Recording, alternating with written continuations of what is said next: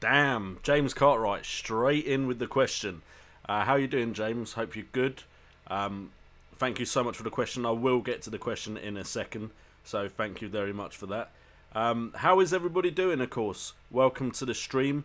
FPL today, of course, bringing to you another Q&A live where you ask me questions about Game Week 15 and I try and give you the answer and hopefully predict who is going to score the best amount of points for the next game week. By the way, of course, as always, what is everybody drinking? I'm drinking the usual, a beer, of course, because it's the cheapest way for me to keep doing these streams and drink. Eventually I may upgrade, who knows. And Thomas McCarthy straight in with hi, what's everyone drinking? I have IPA Beavertown. Beavertown? Is that how you say it? And of course Thomas McCarthy saying please like and share, so go ahead and do that while we let some people get into the chat. Do have some new things on the screen. As you can see, there is a live view account in the top left of your screen, and we have an update counter at the bottom, trying to upgrade the production quality of the stream, try and give you some more stuff to look at. Salvador Gonzalez, we had fun discussing Mohamed Salah on Wednesday night. We did a stream reacting to Game Week 11, so that was a lot of fun. So, I'm going to get into the questions because James Cartwright's been waiting patiently. So we'll start off with, should we keep faith in Pogba? And as that is the first question of the stream, we are going to make a card of it. So James Cartwright, your question will be polled out to everyone in this stream. So hopefully you get as much information as possible. So we've got keep faith in Pogba. And we got yes and no. And the card is created, so if you refresh the stream, today's poll question from James Cartwright, keep faith in Pogba, feel free to answer. My answer, which I'm sure is wanted, is yes. Because to be honest, if we have a look at Paul Pogba and his actual return so far this season, he has had a long injury, of course, which curtailed his really good form at the beginning of the season. But if you look at Pogba, 51 points, considering he hasn't played from Game Week 5 to Game Week 11, and he got an assist in the win against Watford, so that is still points returned. And in all of his games that he's actually played, which is only 7, he's returned in every single game apart from 2 out of 7. So that is a decent return rate. And he's also got double figure hauls, 2 of them out of 7. So for as many times as he's not returned points, he's also got into the double figures. So I would say definitely keep faith in Pogba. The fixture list, Arsenal, Man City, is difficult. Potentially those are going to be bore draws. But after that, look at that run of fixtures from the 13th of December. Got quick turnaround of fixtures here as well, 10th, 13th and 17th. And then of course we've got the 23rd, 26th and 30th. So he could do absolute business in that. Is he going to be a rotation risk? As far as fitness goes, you'd imagine match sharpness might be low, but fitness, he's had chance to rest quite a bit. So apart from the injury that he had, you should think the rest of his body is quite well rested. So he could feature a lot in the up and coming game weeks. So I would say keep faith, but of course it's always interesting to see what everybody else thinks. So go vote in the poll. If you have Pogba, should you keep faith? And we should get the general consensus of the flock.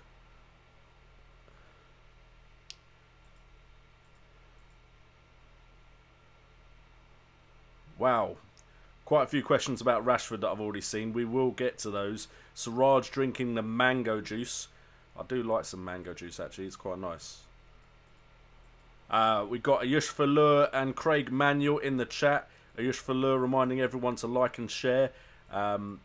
Craig Manuel on the red wine tonight. Hey, it's Friday night. Let's have some fun. Who knows what we might get up to. It's not very often I do a Friday night stream. We've got Shashank Bandari. Welcome to the stream, my man. How are you doing? Okay, so we got Sid Sir 69. What do I do? I'm assuming with Rashford. Now, Rashford's a debatable one because he comes in at a very affordable price and has got 53 goals for 7.7 million. Now, you do only have Rooney around the same price bracket that has got that kind of return. Rooney, of course, could be very nailed on under new management, especially with a hat-trick in the last game, but he was playing West Ham, and West Ham seem to be quite poor this season. As far as Rashford goes, that Watford game with him not playing is going to worry a few people, but that could have purely been rest. And if we have a look at his returns, for 7.7 million, he returns nearly every other game. There are 2 periods here where he doesn't return for 2 games in a row.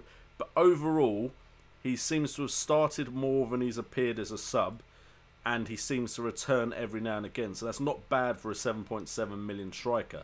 However, if Rooney is going to be nailed on, he wasn't, of course, appearing in the game week 12 and 13 for some reason. He might have had an injury, but looks very nailed on. Not as, to be honest, he's only had, apart from this long period here from 10 to 13, 2 games in a row where he's not really... Oh no, there's 3 games there. In fact, there's lots of games there he hasn't returned. So Everton might be a solution, or Rooney might be a solution to that problem of if you want to keep Rashford or not. I wouldn't lose faith in Rashford if you've gone with him. Me personally, that kind of player doesn't really fit my budget. Of course, if he was absolutely phenomenal this season, if he was getting like the 70-odd points range, Rashford would be in my side. But I generally like 2 explosive strikers, or who could be explosive strikers, and premium price strikers. Not that that seems to be working this season, so I may have to change that. But Rashford doesn't seem bad value for money so far. So, whilst the next 2 fixtures are difficult, you might want to transfer him out for 2 fixtures. I'd definitely say Rashford should get some joy in these games here. Similar to Pogba, in fact. If you can hold out for a tough 2 games, definitely Rashford could do some business for you. Adam O, what's this stream about? This stream is about Game Week 15, as we usually do. We talk about the game week coming up. The reason for the not enough days is because we've literally had, what, 2 days after having only 1 day to make our decisions. And we're used to, as FPL managers, having quite a few days to make our decisions, at least 5 odd, maybe sometimes 4. Ismail Mayet is in the chat. How are you doing? Hope you're doing well. TP is back. Of course I've got a drink with me, TP. Of course I have a drink. Adam O, I think I've answered your question about Rashford as well, with the answer of Sid Sir 69. We've got Kwapsi. What's up, JNO? Tuning in from Japan. We have a Japanese person in the stream. Some hearts in the chat, because we're going global. Thank you so much for listening to every one of my shows. It's much appreciated. We got Craig Manuel, so I haven't been on the last couple of streams. Caught them when you put them up next day. That's fine. Like, I'm surprised how many views my streams get, considering they've especially gone up to 2 hours now. The streams are actually still getting about 600 views, and they usually, depending on how successful the stream goes, usually get about 200 odd before it goes up as a video, because people watched it live. And then to get another 400 on top when they are so long is quite good. We should next week be getting back to some normal videos, but we should also get two normal videos and 2 streams. But no worries, Craig. You're supporting the stream after the fact, which is just as good. Reaction to the World Cup draw. So I'll tell you what, I should bring that up on the screen, shouldn't I? So let's have a quick little search for World Cup. As far as I'm aware, England got Belgium and then 2 easy teams. I'm not supporting the Telegraph, sorry mate, or the Daily Star. Let's get some, BBC will do. Alright, so all the groups and fixtures we'll have a look at. So England we'll have a look at first. Apologies if people want to know other draws, but we've got Group G and we've got Belgium, Panama and Tunisia. Now, I would usually look at that group and go, you know what? Not an issue at all. Purely because Panama and Tunisia, that should be ideally 6 points. Why is my phone on loud? Apologies for that if you heard that. It should be on silent. If I can do it without looking. Nope, I can't. But knowing England, we could still mess that up. Tunisia, I don't think they have any world beaters as far as players in their side, and Panama definitely don't. But it wouldn't surprise me if we somehow got a draw in there somewhere. And but Belgium, as far as a big team to have in our group, Belgium always have really good players, but seem to not gel as a team. So I'm hopeful that we'll get out of Group G. I don't want to be too excited though, because to be honest, England have a history of disappointing in tournaments. As far as the other groups, Group A, that looks like a good group for the likes of Egypt and Russia to potentially get to the next stage. I'd fancy Uruguay to actually win the group though, personally, and I believe that's Saudi Arabia. Can't really see Saudi Arabia doing anything in that group, so I'd say potentially Uruguay, and then I fancy Egypt. I feel like Russia will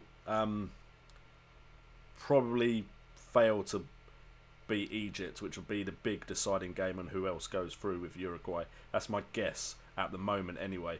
By the way, leave in the chat if you want me to do Fantasy Premier League or whatever. We'll figure out which version to use, but there will be of course fantasy football games in or for the World Cup, so that'll be content for me over the summer.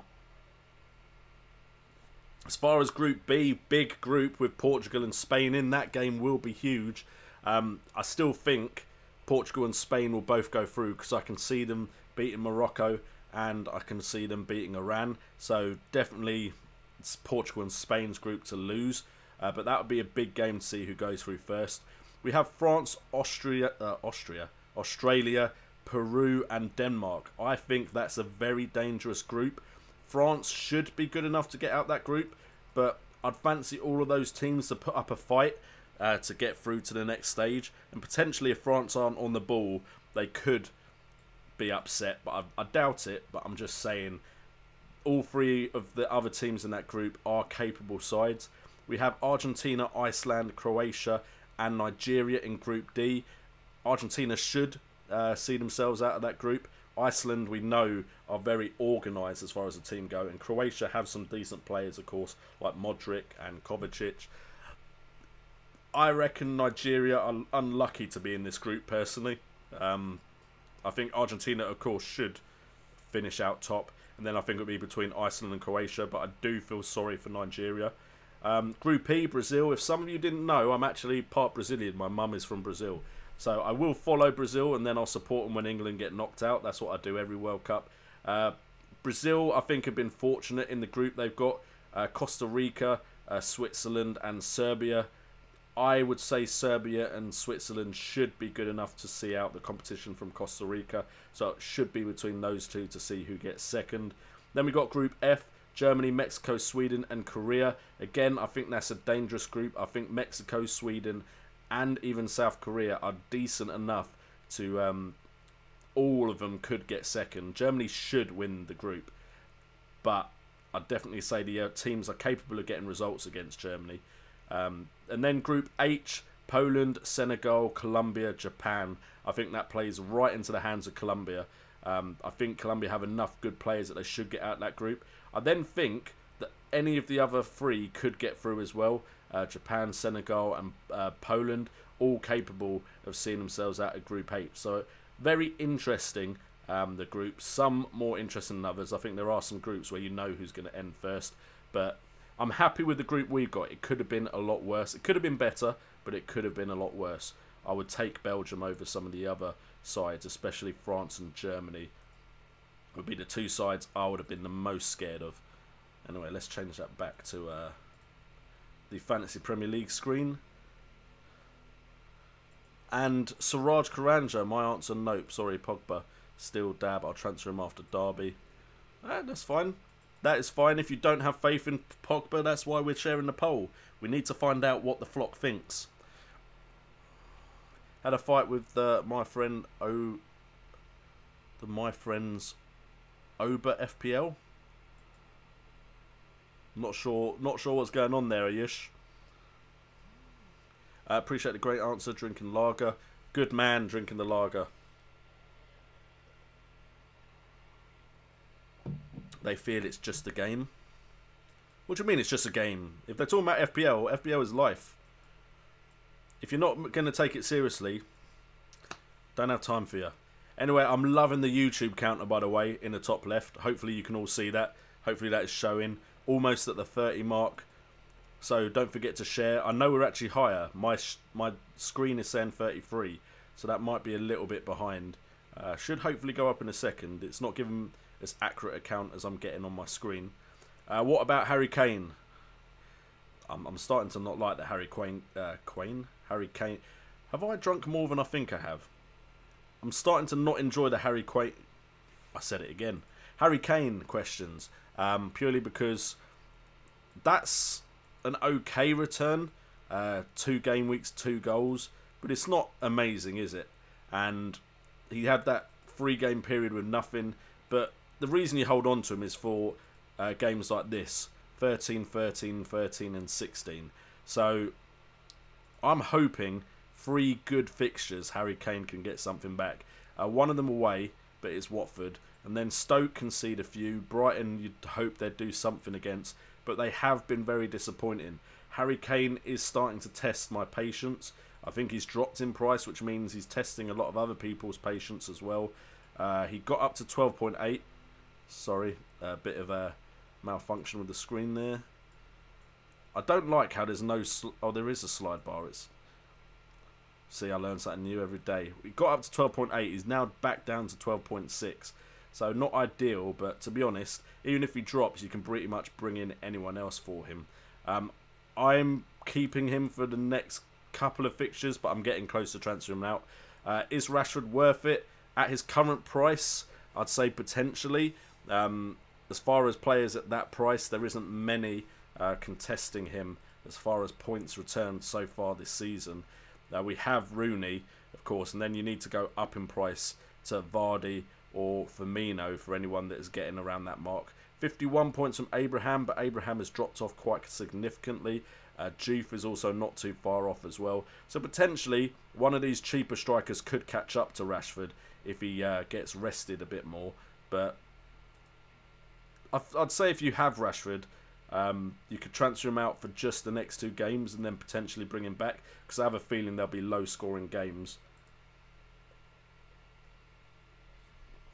Is Lukaku... I still have Lukaku. I'm presuming that's saying Salvador Gonzalez. Should I keep him or not? Able to get Kane or Morata due to a bet that I'm in.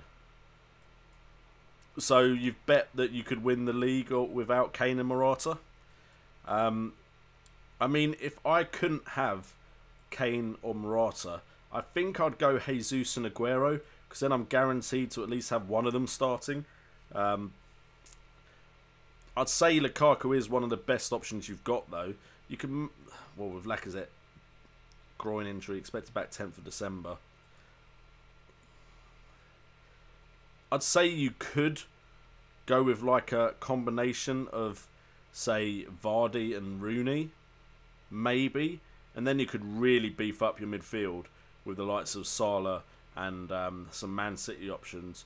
But you could also just play Aguero and Jesus, and then at least you know you're going to have one of them. But I wouldn't like to live in a world where I can't have either of Kane and Morata. But that's kind of my thought process on that. Recover from the drama of Otamendi incident a couple of days ago. I've not recovered, TP. How dare FPL not give the goal to Otamendi? I'd have had an amazing game week if he had managed to score and get a clean sheet. Siraj agrees that Rashford is potentially worth keeping. Rahul Game is in the chat. How you doing? Agreed, Yush. He's fair enough. He's not getting double point hauls, but he is delivering. So I don't see any desperate need to take him out. Shashank Bandari, Captain Kane or Hazard. So Tottenham have Watford, who can put in a performance, but they do concede goals as well. In the last 6 games, they've conceded 12 goals, which is joint 4th worst in the league. So there's the potential that there will be goals scored against Watford, whereas Hazard is playing Newcastle. Newcastle's defence is also not great. 11 goals conceded, which is joint 6th with Stoke. Chelsea at home against Newcastle. I'd feel more confident in that going Chelsea's way. So potentially I'd say Hazard. I managed to get Salah right, even though he didn't start last game week. So if you're asking for what I think without following my relentless pursuit of a Kane good score over a weekend, I'd say Hazard is the better pick. Is Salah good for Sane, so I have 0.5 or 0.9? Or is Hazard better, but I don't have money left? So you bring in Salah for Sane or Hazard for Sane. I would say ideally you want both, but Salah is the on-fire pick at the moment. Do I think he can continue that kind of form? I suspect he can't. Like, to continue scoring the way he's scoring. If he does, he is a must-have player. He will be the top scoring player in the game if he keeps this up. Do I think he can? I'd be surprised. That kind of output, like, players struggle. Some really good players have struggled to keep up with that kind of output. I'd say if he kept that up, you'd be looking at a similar situation to Suarez, where eventually all the good players will have him, and he won't be that big a factor in the game anymore because everyone will have him. I would say right now, though, if you don't have Salah, he will hurt your game week so much if he continues his current form. Pogba for FPL, not that good. I mean, if you look at his price, Siraj, I'd say Pogba is still a decent shout. £8 million. And he's returned in his last 2. If we went to 8.3, who else is there that you can get for that? You can get Sterling, but some people already have him. You can get Grosh and Richarlison. So there is quite a few options, to be fair. But Pogba's got 51 points with a lot less games than these people. So I'd say if you have... I mean, if you look and think Sterling's going to be the best option under, say, 8.3 million, and Grosh and Richarlison, yeah, maybe you should just go with Ramsey. But Pogba will rise above Davis. He will rise above Mkhitaryan, Fernandinho, Richie, Brady, Choupo-Moting. I think he'll rise above Martial, Shaqiri, Decore. I think he'll even rise above David Silva. So I'd only say these 4 are better shouts. So potentially you could wait until these 2 fixtures, difficult fixtures, are over, because you have plenty of options there. So if you don't have Pogba, I wouldn't be bringing him in for the next 2 fixtures. But after those 2 fixtures, with the ease of fixtures he has after that, I would say Pogba's a very good choice. But we'll see, won't we? It's all about your gut feeling. I feel like he's going to be a very important player to the team. For some reason, my YouTube live button says 29 still. But my stream is saying 35, which is annoying me, because people join and they're going to see 29. And I know there's more than that. Stupid stream button. Anyway. Next question. Hazard or Kevin De Bruyne? Hazard. He plays more advanced. I feel like he's more important to Chelsea than KDB. Sorry, that's the wrong way to put it. KDB is very important to Man City, but I think Hazard's going to have higher goal involvement. So I think Hazard will score and assist a lot more than Kevin De Bruyne will, unless Kevin De Bruyne moves further forward up the pitch. So Raj saying he's finally changed from a 3-4-3 to a 3-5-2, and then saying he will get to a 4-5-1. Who's with him? To be honest, I'm almost getting to the point where I would... Wow, the chat is popping off. I'm well behind the chat. I'm almost at the stage where I'm going to go 3-5-2, and I really didn't think that would be the case. I even did a video saying 3-4-3 is the best way to play. So, is there any way I can refresh my button? Because it's just bugging me a bit. Well, there we go. That's done something. Wait, 41? Even my analytics isn't saying 41, so I'll take it. I could just do make a little graphic there myself, couldn't I? And just put 100 or something and be like, yeah, I've got 100 people viewing. Anyway, Sterling will provide more points and better value than Pogba. But at that price, I reckon you could have both, Shashank. That's at least the way I'm looking at it. Is it essential to get rid of David Silva? I'd say David Silva's dropping off now, so I don't think David Silva is a must-have when there's other options out there that in my mind are going to score more points. Amil Patel, dilemma, who will start? Not sure who you're asking who will start. Yes? No, I'm joking. I don't know which player you're discussing, so get back to me in the stream. It may take me a while to get to your next who you're actually looking at, though. Calvert-Lewin on the ass, who is more nailed on. My gut feeling says Calvert-Lewin will be a favoured option under the new management, but that is not nailed on at all. That is a guess based off of what I've seen so far. But it's going to be hard to predict that until we get some more information. Yeah, we've got a lot of Indians in the chat. That is fine. Suraj Karanja, hearts for the fellow Asians. Hey, we accept everybody in this stream. As long as you like FPL and you're not negative, we welcome everyone. Otherwise, they can flock off. Keep Charlie Daniels. What are his fixtures coming up? Bournemouth's fixtures are Southampton, Crystal Palace. Keep him for those two games for definite. But then Manchester United, Liverpool and Man City. I think 2 more games for Daniels and then you can say goodbye. After that, you definitely don't want to be keeping him, in my mind. Calvert-Lewin on... we already answered that. Anyone from Delhi? Let Shashank know if you're from Delhi. We're up to 42 people watching live at the moment, so thank you guys so much for that.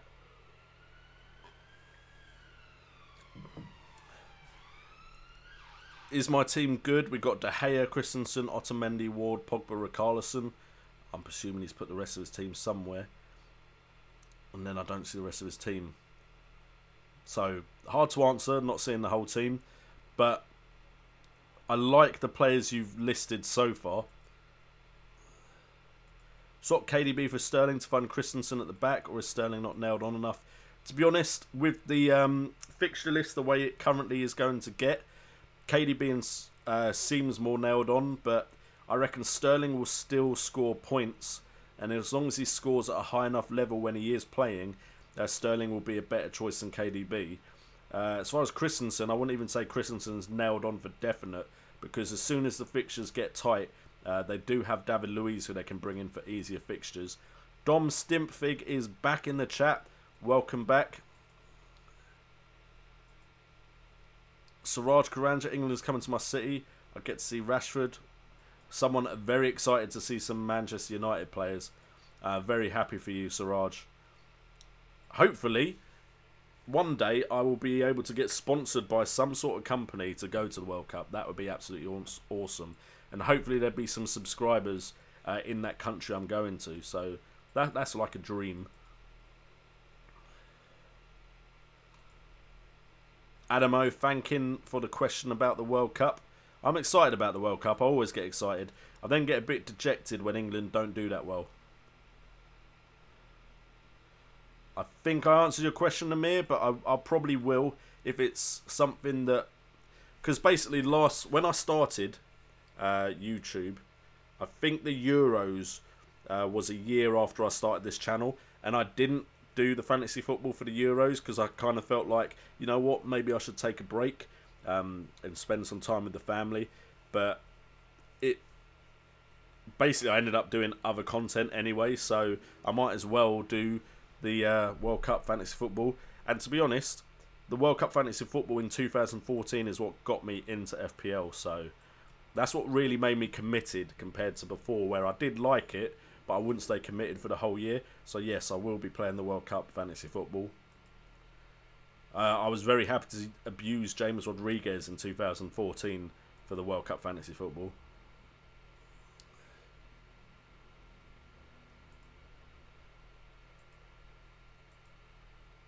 Siraj thinks Russia will beat Egypt all day. They have a good team.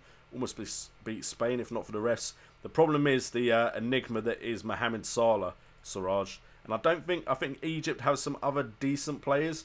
Nothing amazing though. Craig Manuel definitely wants some World Cup fantasy football. Not sure who we'll do it with though. Maybe I can see if anyone will like sponsor the channel for me to do it. Reach out to like the people that are doing it and say, hey, do you want to like sponsor my channel to promote your version of it? Okay, so we've got Danielle, Saeed, Salah or Kane for captaincy. Right now on the form Salah's in, my gut instinct says Salah, and I don't even know who they're playing yet. Liverpool are playing Brighton. I don't think Brighton's defence are too bad, but you know what? Brighton, Watford, I just see Salah scoring if he starts and if he plays. So I'd say Salah out of those two. Craig Manuel says his country, South Africa, aren't at the World Cup, so he's got to get some joy out of it. Fantasy Premier League will definitely make you enjoy the games you're not bothered about. That's what I found in the 2014 World Cup. Will Niasse play? I wouldn't risk it at the moment. He could still play, but I wouldn't risk it, Devshit. Sid Sir 69 asks how his team looks. We have Pope, Elliott, Otamendi, Monreal, Daniels, me, Mbemba, Salah, Hazard, KDB, Richarlison, Grosh, Kane, Rashford and Niasse. Now, no problem with Nick Pope. I finally got in my head that it's Nick. Rob Elliott, I wouldn't have too big an issue with that. Personally, I think if you can afford Fabianski, he's a better choice, but then you've got the risk of who is going to get the clean sheet. Whereas I think now I've got Pope and Elliott, I just always go Pope. Otamendi, good. Monreal, good. Daniels, good for the next two fixtures. Me, Burnley are good. Even if the fixtures get tough, at home they could still return points. And Mbemba possibly need to take out. He did feature though in the difficult game week where a lot of people had players not playing. We've got Salah, Hazard, keep, definitely. KDB, you could probably find someone cheaper that would allow you to spend more elsewhere, that would get similar points. But the thing is, KDB is nailed on, but Sterling and Sane could potentially outscore KDB, even though they get less game time. Richarlison and Grosh, perfect. Keep them. I think they might be season keepers. Purely because of their price. I think it's going to keep rising. If their performances don't drop off too much, their price will keep going up. I'm worried about not having Grosh yet, to be fair. Kane, Rashford and Niasse, I'd say as long as you're happy for Niasse not to play, which I think with that midfield you might be, I think your team is looking good. Calvert-Lewin may be an option to go to if he's playing more often. So I do like your team a lot. And Mbemba and Niasse would be the ones I'll be worried about. But I like your team better than I like mine, to be fair.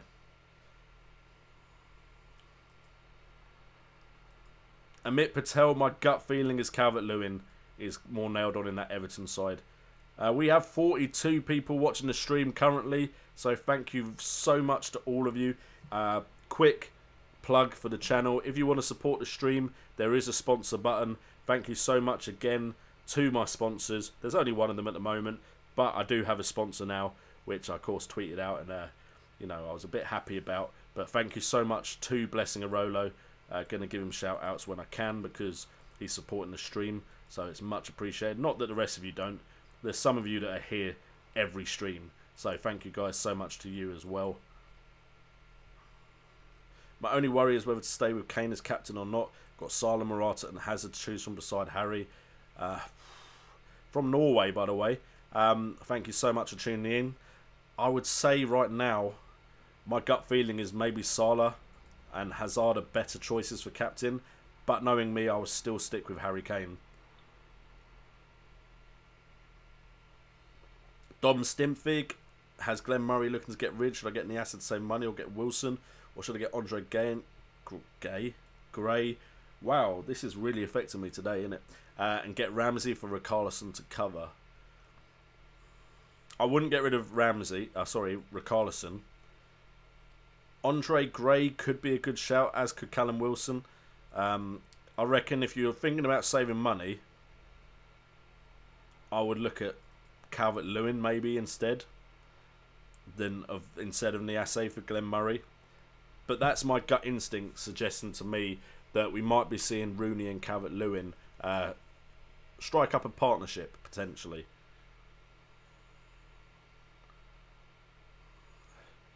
Evan J. Fox, Liverpool fan, wants to know what I think of Salah.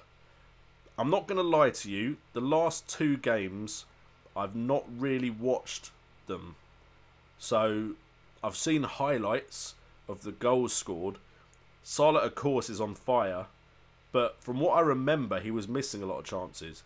Now, it could be something very similar to Andy Cole, if some of you remember him. He used to get so many chances and miss so many that some people thought he was a bad player.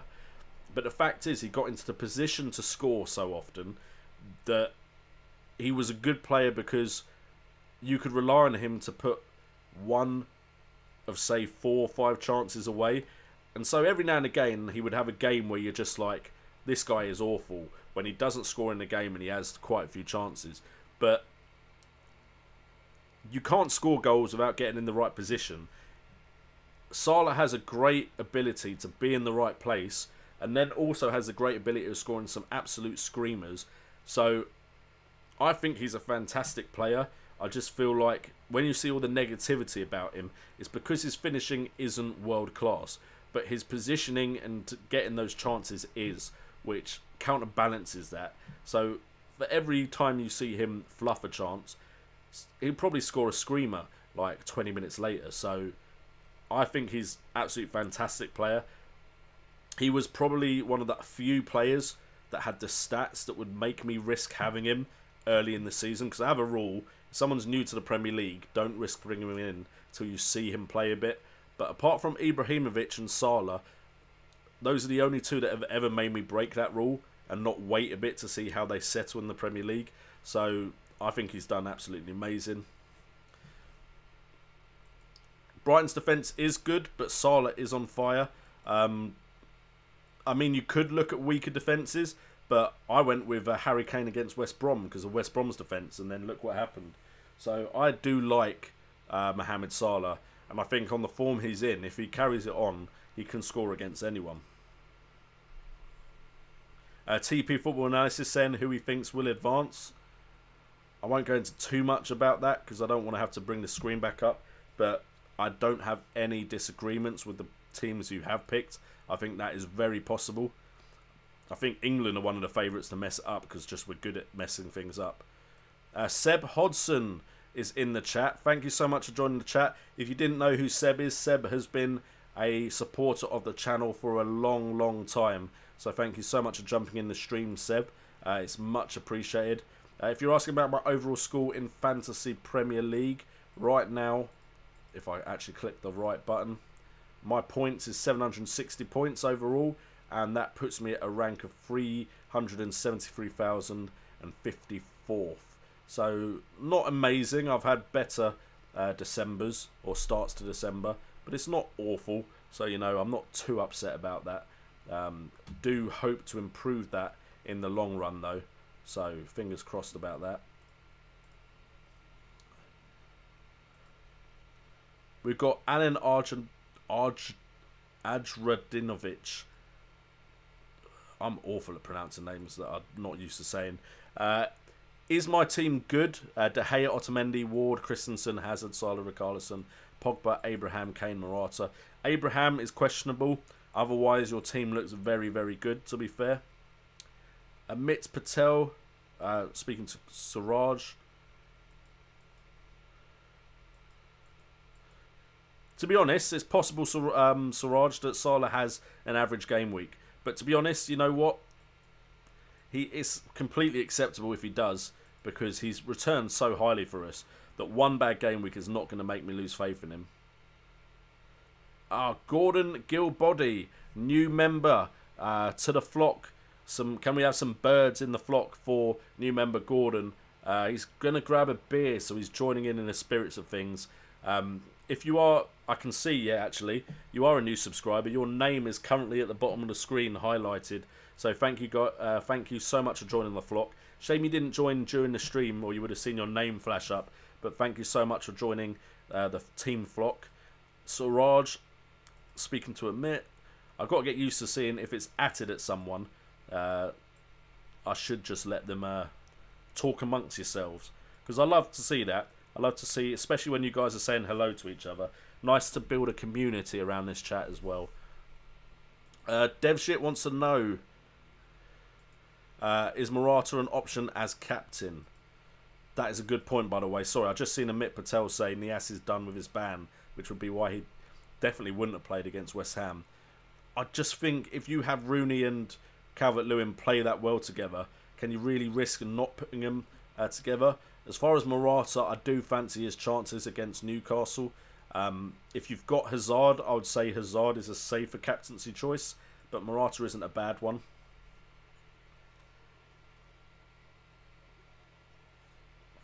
Watford are strong. Will Tottenham be able to beat them? From Adam O. I think Tottenham are capable of it. However, Tottenham have disappointed a lot recently. The reason I think they're capable of it, and capable of getting Fantasy Premier League points, and you can absolutely belittle me next stream if this is completely wrong, but I feel like Watford, because they concede, could possibly concede to this Tottenham side. Now, I could be wrong. They might only concede one and we have another disappointing Tottenham game week. But I feel like there's still chance for Harry Kane to come in for me. Christian Eriksen probably is going to be gone. I may even make the transfer on stream. But to be honest, I probably won't. I prefer to sit down and think about it more than... Right now, I'm trying to talk to you guys about my own thoughts and opinions on your questions. So I may not necessarily go and change my side. Amit Patel, Big Sam will prefer Calvert-Lewin, looking at last match's performance. That is all I'm going off of. I think off of last match performance, you probably stick with the player that did rather well for you. And you're probably not going to drop Rooney after a hat-trick either. Chelsea have no forward. I mean, Hazard is up front with Morata, isn't he, pretty much? So, he's almost playing up front anyway. So, I do like the looks of Morata and Hazard. Morata isn't injured at all, is he? Is that what you're trying to suggest? If he is, I was not aware of that. I was going to say Morata must start because Batshuayi is injured. Apparently potential return is the 9th.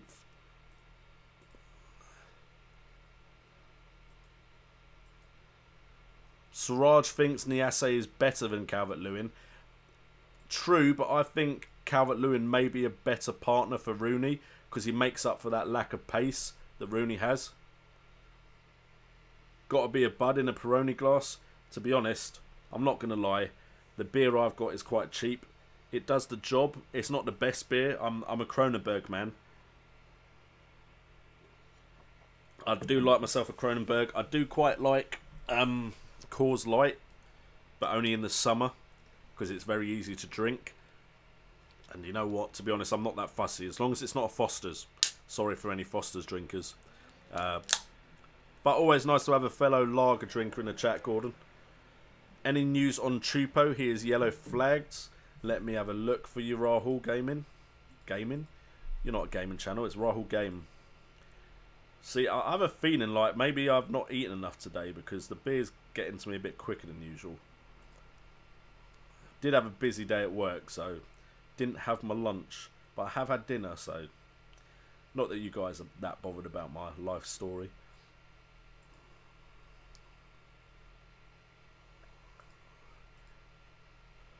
So we have Choupo-Moting, ankle foot injury.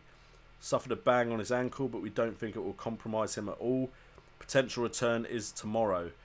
Late fitness test, 75%. I've not seen any news myself. Let me just check the other sources I've got.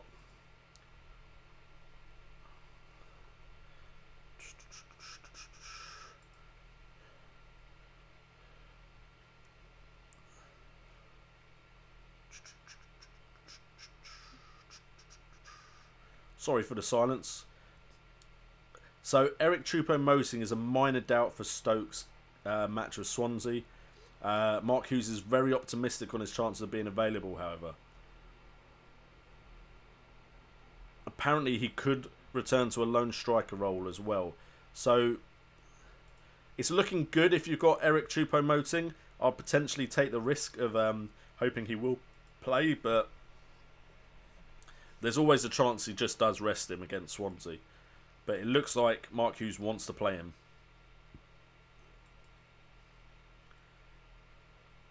We've got Mohammed.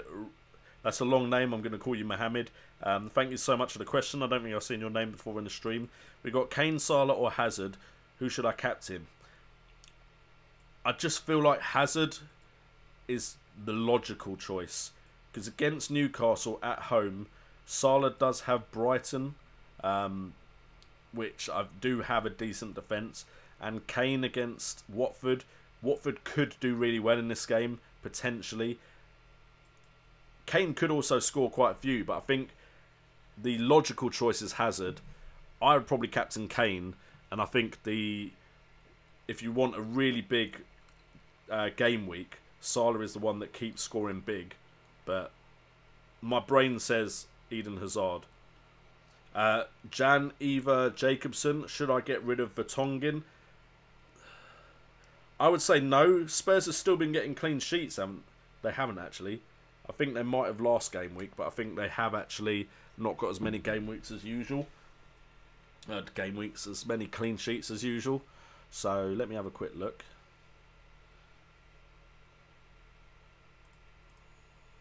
Because I've got Davies still. How I've still got Davies? I've had Davies from his price rise up to like almost 6 million, and then all the way to the drop. He got all the way up to 5.9, and I've still got him all the way in this drop. Like, still hoping for some miracles. And then he didn't even start against Leicester. But if we have a look at Vertonghen, who does start for Spurs. Because what keeps happening is I keep thinking, I've got other moves to make. And because he didn't play the last game, Davies, I feel like he will play the up-and-coming game against Watford. But yeah, I should have got rid of him. Still the top scoring defender, though. Although Trippier and Vertonghen are creeping up on him. Vertonghen has played every game apart from 59 minutes in that one. No clean sheets in the last 3. Last clean sheet against Palace. Not looking great for Spurs defenders. I'd say at 6.1 million, and with him not returning clean sheets, it's probably time to get rid of him in my head. We have reached 50 people viewing. Maybe I shouldn't always drink in stream, because I can't talk as well. But thank you guys so much, everyone that is viewing the stream. Can we get up to 90? Because 90 is more than I think I've ever had in a stream. If we hit 100 viewers, that would be absolutely epic. I'd probably have to go in the kitchen and down a beer. Well, I'd down the beer in front of you guys if you really wanted to see it, but... Prediction of Arsenal United. I hate predicting big games like this. I personally feel like United will be solid defensively. Arsenal will try and chase the game, and then United will get something on the counter. If they play Rashford and Martial, that's some pace with Lukaku up front. I'm not sure how that would necessarily work, but they do have pacey options. I could see who's at home. Not that that necessarily means anything in game weeks like this. Arsenal, Man United, Arsenal at home. I fancy Man United's chances to grab something from this. So I'd say 1-0 Man United. Thomas McCarthy, I hope you don't give up on FPL, and I hope you don't give up on the channel, but sometimes FPL is infuriating. I tell you what, Thomas, because I got time this weekend, hit me up on Twitter, and I will set, right now, I will set a reminder on my phone to have a look at your team after this stream is up. So I'm doing it right now, Thomas. Just because you've been such a long time supporter of the channel. Although I'm now struggling to set a reminder. See, that's how long I've... There we go, there's the plus button.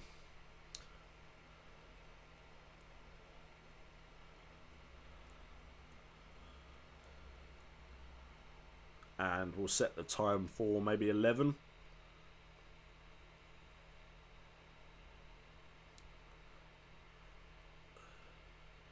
So there we go, is it set? Look at Thomas's team today at 11 PM. So yeah, tweet me and I'll have a look at it for you.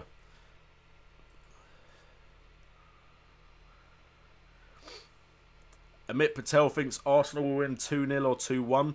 I'll be surprised if Arsenal score 2 goals against Man United, to be fair. It's possible, of course.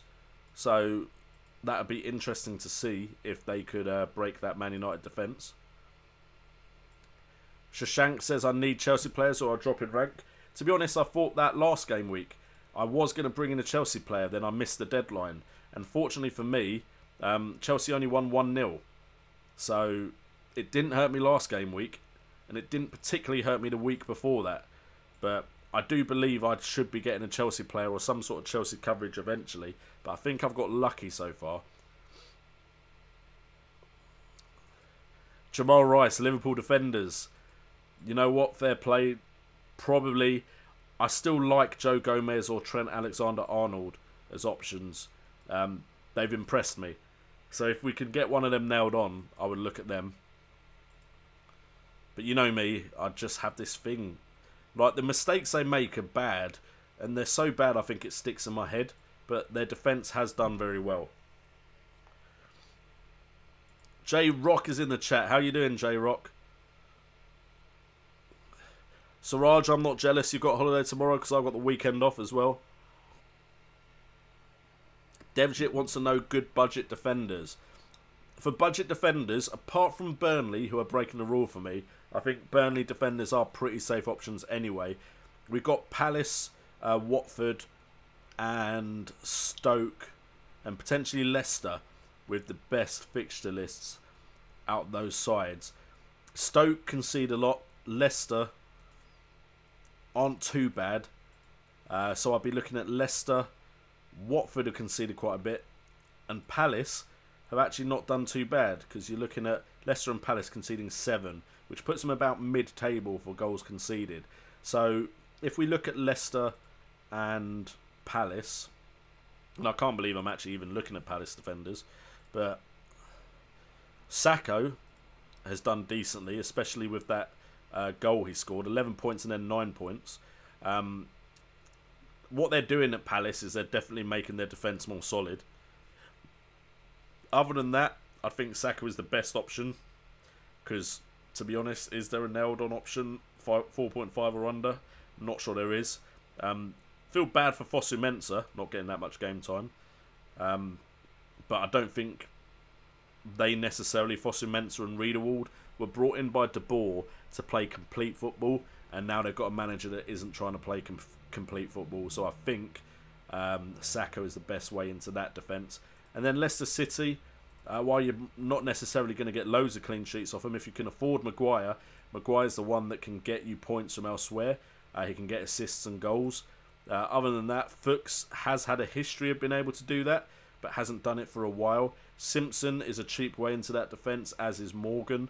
So you could potentially go with Leicester for the next bunch of fixtures if you're looking for cheap defenders with good fixtures coming up. Ismail Mayet, please rate my team. Pope, Kane. Pope, Kane? Who's Kane? Pope, Kane, Morata, Salah, Hazard, Crouch, me, Ward, Gomez, Pogba, De Bruyne. I'm not a fan of the way you've line that team up. Pope I like. Kane and Morata I think still are the options I'd go with up front. Salah, Hazard, good. Crouch, not a fan of Crouch to be honest as an FPL option. He's decent though, he will get you goals every now and again. We've got me, Ward, both good shouts. Doubling up on Burnley's defence, I think it's a decent strategy. Gomez, Pogba and De Bruyne, I like that. I personally think De Bruyne could be replaced with an option that will get you more points. Luke Frith asking about Joe Gomez. I'm happy to look because I've considered Joe Gomez before a couple of times. When he does play, his underlying stats are very, very good. Let's have a look. Gomez so far, 90-90, not played 99. I think Gomez, I think that's enough to suggest Gomez is in De Bruyne's. Gomez is in Klopp's good books. So I would say Gomez could be worth a go. I definitely am liking the look of Gomez. J-Rock suggests Moreno.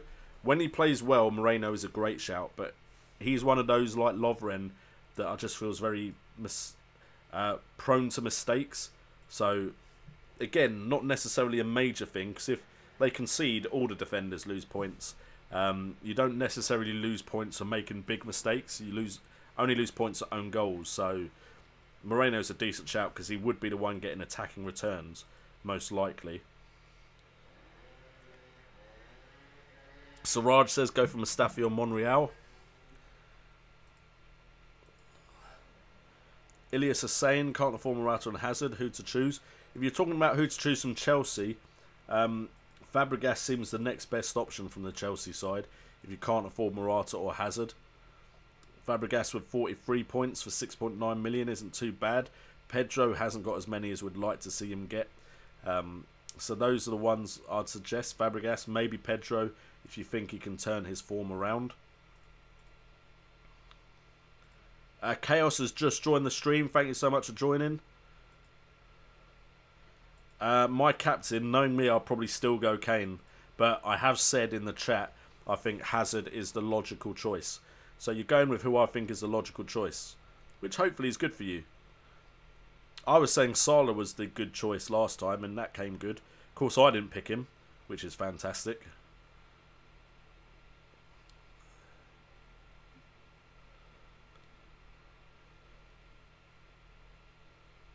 Sorry guys, I'm just trying to find my place in the chat again because it's dropped to the bottom. Scout tips Sigurdsson. I wouldn't go near Sigurdsson just yet, personally. Not that he's a bad option. He's definitely upturned his returns so far compared to what he was getting. But I just don't think he's done enough. 3 game weeks scoring points, yes, that is good. But he's just been getting points. Only 1 game did he really have a stand-up performance with 3 bonus points. I'd say not necessarily worth jumping on right now at 8 million. I think there's players that have had more luck that I'd go with. Devshit says United defence is a must. To be honest, I'm a bit upset myself for not having brought in that yet. I think the problem I've had is I've got so many things to fix that I'm just not setting a plan out to how to fix it and kind of changing each week.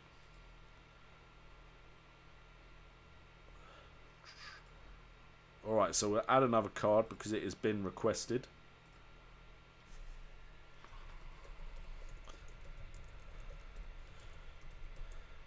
I like how Kane is still a captain option even though he's disappointed. He has been scoring goals though, just very slowly.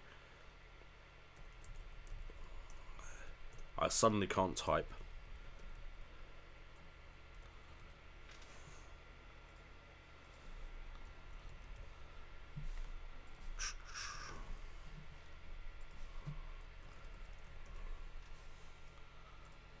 Okay, the card has been created, Siraj, so go ahead and vote. If you need to vote, refresh the page. Also, if you want to support the channel in any way, you can sponsor the stream, and you can look at the other links in the description where you can support the channel as well. KDB will get more assists, Hazard will get more goals. I think, and it's not that we seem to clash heads a lot, Jamal, but I think Hazard will get lots of assists as well. I don't think he'll get as many as KDB, but I think Hazard's assists will be closer to KDB's assists than KDB's goals will be to Hazard's goals. But that's because Man City have slowed down in scoring. If Man City pick up their goal scoring rate back to earlier on in the season, then yeah, definitely KDB will up his returns. But they've slowed down a bit, haven't they? Jack Nash bragging about his ranking, 34k in the world. And it's all thanks to your advice, JNO. Shame I don't take my own advice, isn't it? Jamal Rice says players are more important than formation. Pick the informed players. True. That is why people are turning to 5-man midfielders at the moment. Craig Manuel thinks he'll go with Hazard as captain a lot more now.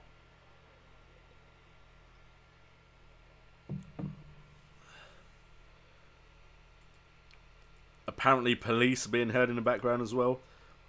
It makes me sound like I live in the ghetto, doesn't it? The amount of police go past. I do, actually, for the record, I do live near a hospital, so it might be ambulances.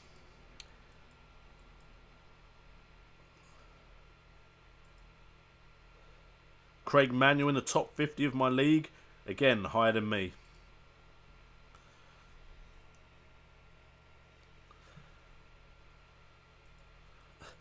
Police is back. Do you own a police car or alarm?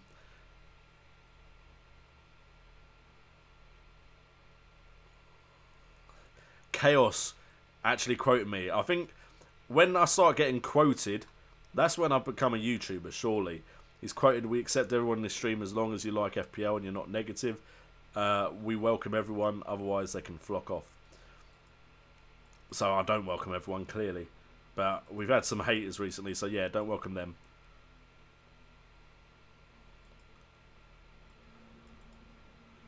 Ismail Mayer upset that South Africa haven't made it to the World Cup. It's a shame. It'd have been nice to see you guys there. TP Football Analysis Team, De Gea, Pope, Cedric, Daniels, Otamendi, Vertonghen, me, Gross, Richie, Salah, Ramsey, Richarlison, Abraham, Lukaku, Morata. For me, Abraham, Richie and Vertonghen are the ones you need to look at and check in taken out. I would start potentially start Pope. Who are Burnley playing? Burnley playing Leicester. To be fair, I don't think either of your keepers are going to necessarily keep a clean sheet. I'd actually put more money on De Gea keeping a clean sheet, but I think he'll only concede one if he does concede. I would go Daniels, Otamendi and me. Who are Bournemouth playing, actually? Southampton, yeah. That's who I'd go for in defence. I'd then go Salah, Ramsey, Richarlison and Grosh. And then probably Abraham, Lukaku, Morata. But if you can change Abraham or you can change Richie, I'd probably put whoever you change for those ones in. Ideally, if you can get... The problem is Richie's not expensive, is he? And neither is Abraham, so I don't know who you could bring in for them. Anyway, guys, I am going to quickly put the holding screen on, but I will be back to continue answering your questions. I just need a small little break. A bit like Keith Lemon, if you know who he is.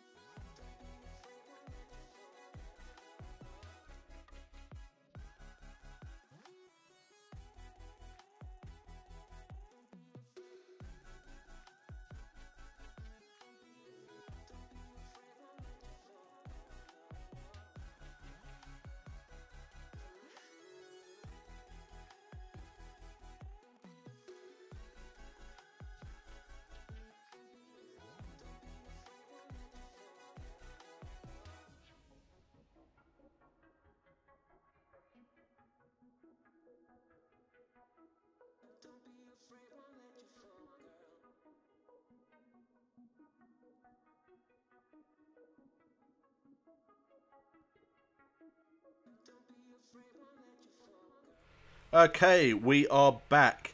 So sorry about the break, but I think that's the first time I've ever needed a toilet break midstream. So yeah, midstream. Funny word to use when talking about a toilet break. Anyway, so Jamal Rice. I think he's asking Siraj about Kane, Morata and Wood, or he's answering a question. TP football analysis. I hate Champions League and major tournaments because after the group stage you have about 2 days to go to do unlimited transfers. To be honest, it is very different playing World Cup or Champions League or anything fantasy football.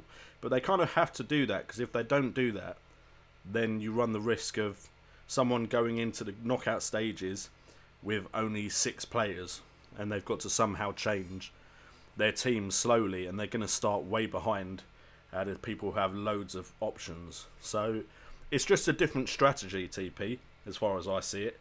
You have to pick players you think will score well in the group stages, and then if you have 6 transfers to the next stage, then just make sure you have enough people going through that 6 transfers is enough.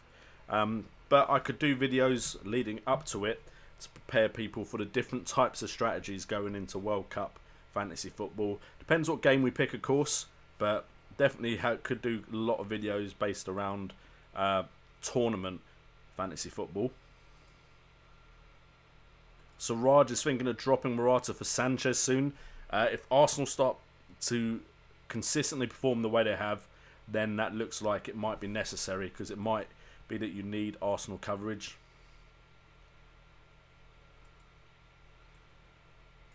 Again, TP is to stop someone. The reason they have the final and there's usually a 3rd and 4th playoff as well, so you need players from the 3rd and 4th playoff as well. The reason they do that, and you end up with, I'd say, 4 players from each team, or if you want to hedge your bets on a team to win, you go with that. But if you could get someone that just picks French and German players, and if they're right, they win the league. They just win the game if they're right. If they're not right, then of course they suffer massively. But I think you have to have that ability to change your teams quickly, because tournaments are quick, and so people aren't going to stick around if they only have 6 players while other people have 11. So that is why I think World Cup fantasy football and European fantasy football is the way it is.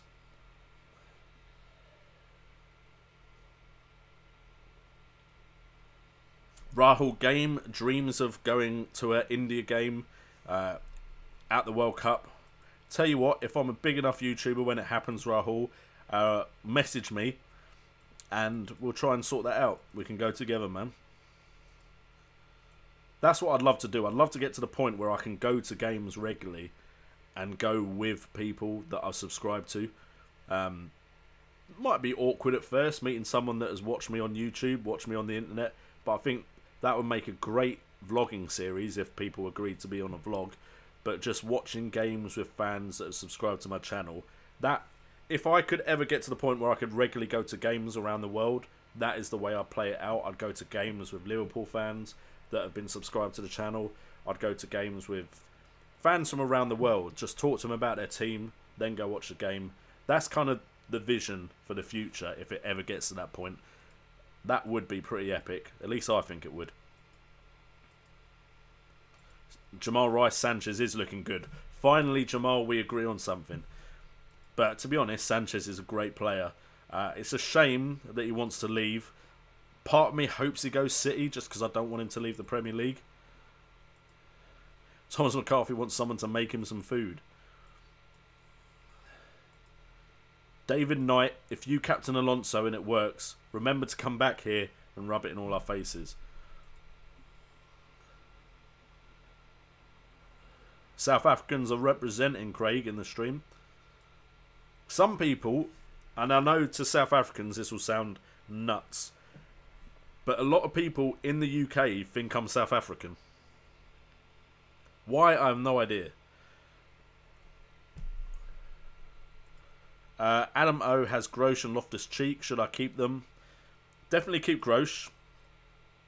I'd say he's almost fixture-proof. Probably no, he's not fixture-proof, but I wouldn't say you need to get rid of him if you've got him, because I think he'll perform quite regularly this season. Loftus-Cheek, I'd say he's your best option other than Will Hughes in that price range. Amir Hajar, I think Mane can score many points. So do I. I think when you look at Salah and Mane, I think both will score points. The reason I went with Salah is because I saw a player very similar to Mane that Klopp has brought in deliberately to be that type of player, and he was cheaper. I think he was cheaper. Maybe don't quote me on that, but I think he was cheaper at the start of the game.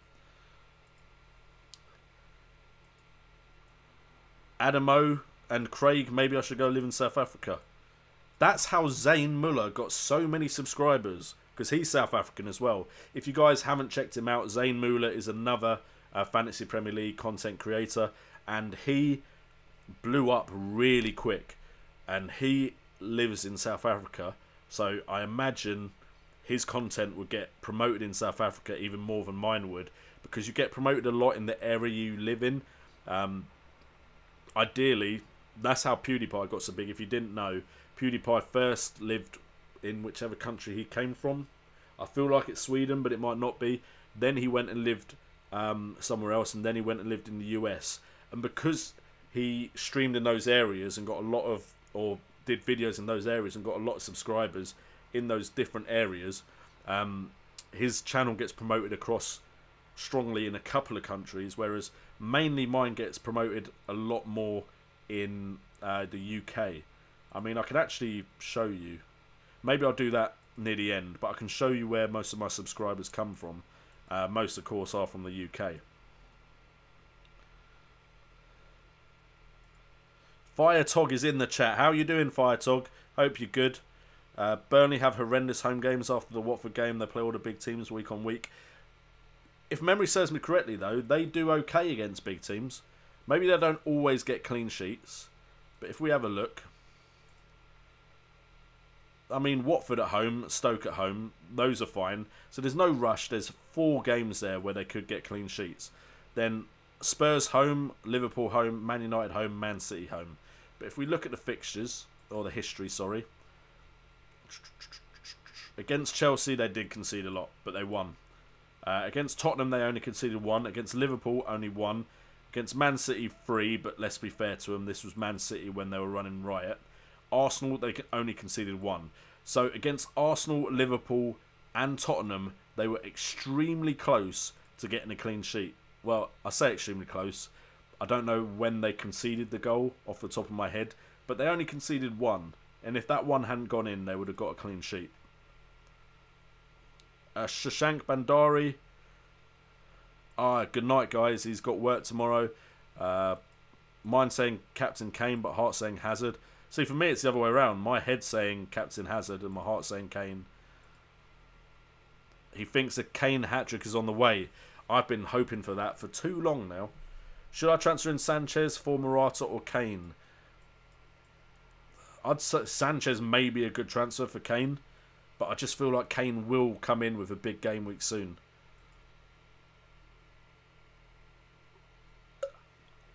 Craig Manuel, I have Elliott and Speroni as my 2 keepers and not much spare cash. Should I risk that Elliott comes back or take a hit to get a better keeper?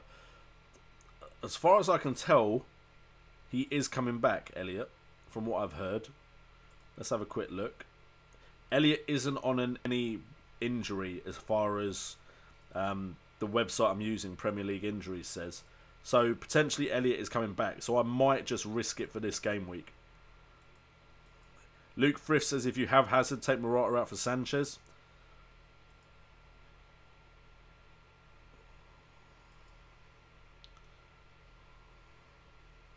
I don't need to save money. Which is the best striker for 6.5 million?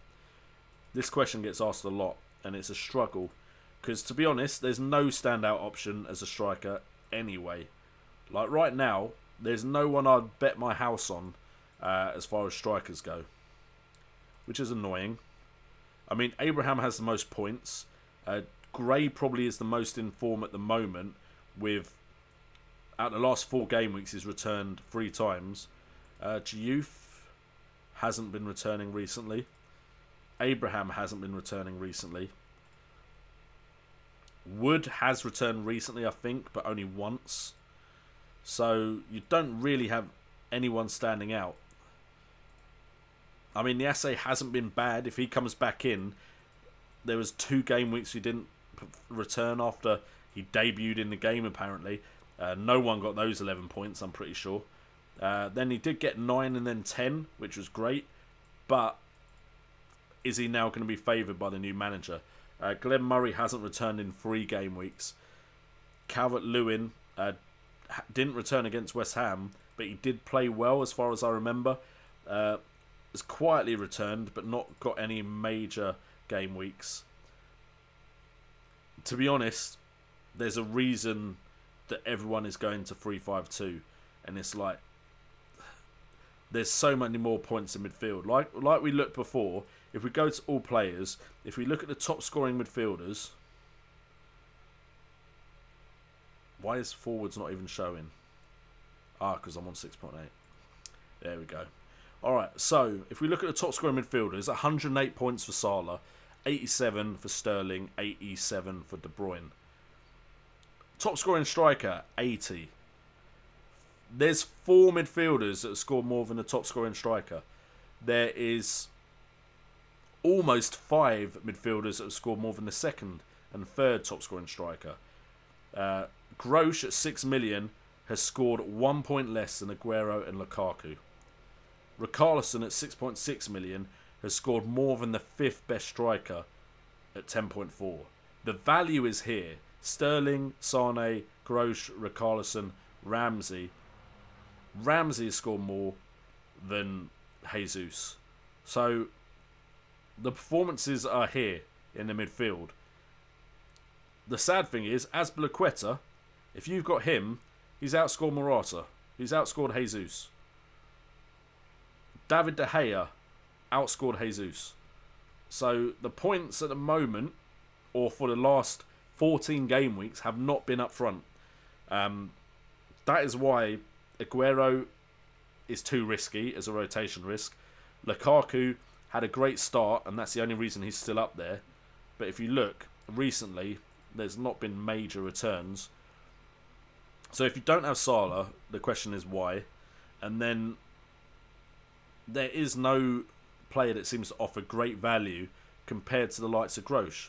6 million, that is your best striker. I know you can't play him up front, but Grosh is your best striker for that 6 million range. Richarlison is just over 6.5, and he'd be better than any budget striker. So instead of worrying about budget striker, get those 2 in, and you're probably better off. Richarlison plays very advanced, and Grosh is the main creator in a Brighton team that seem very reliant on him. Bakary, can Chelsea defence keep a clean sheet against Newcastle? Yes, they definitely can. If they will is another question, but I think they definitely can. Suraj Karanja, oh, that's an answer, saying Callum Wilson to Don. That's why I had mine at the start. Didn't want to risk new signing Salah. Now he's a staple of my team. The false 9, I'll be honest, that is my usual strategy. Don't risk bringing in someone new when there's someone established like Mane. But Salah was just good value, and I believed he could transfer his underlying stats to the Premier League. Rahul Game, the reason Vardy's getting overlooked is because, like I said, better options. 67 points, that's good compared to all the strikers, and he would enable you to bring in better midfielders. So, to be honest, you know what? Jesus to Vardy, then I could stack my midfield, and that's win from the lager. But, you know, I think talking so much while drinking isn't something I usually do, because I usually let my friends get a word in when I'm out drinking. So with you guys, while you're definitely having your say, I am talking a bit non-stop when I do a stream. So I agree, actually, Rahul Game. If you brought in Vardy, that enables you to bring in a better midfield if he's your second or main striker. The false 9, 5.4 million midfielders finally getting rid of Tom 2 points Carroll. Nothing wrong with 2 points all the time if he's on your bench. 5.4 million for a midfielder. Who are we looking at, chat? By the way, if I start saying certain things like chat and get involved, I've recently been watching a YouTuber a lot called Nick Foot Trading. He's a trader in FIFA. And yeah, I've been trying to trade my way up to more coins. So yeah, I've been saying that a lot more in my general vocabulary. Not that I've been trying to. So was it 5.5 you said? Yeah, it was 5.5. 5.4. So I'd say Brady has always quietly been a good value prospect at 5.5. I've suggested him before and everyone looked at me like, really? But Brady will get assists. And Sermon, like I've said before, quietly gets points at 4.8 million. So I suggested him before. Matthew Albrighton from Leicester, again, quietly gets points, but he's not been doing as well as Brady. Brady would be the one I'd go for.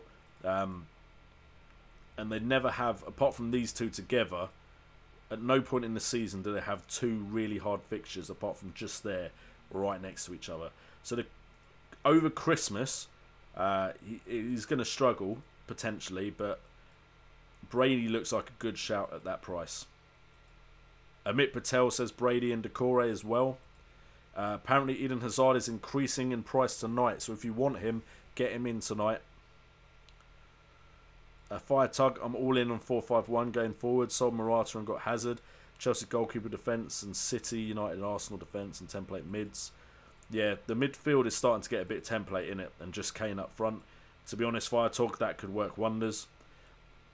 Suraj Karanja. I should do a video when I next get a chance on formations again, because it has clearly changed this season. That may be the way teams are playing, but it's clearly changed. Fire Talk is from Bermuda. I don't think I've got many subscribers from Bermuda. We've got birds in the chat. I believe that is for Gordon.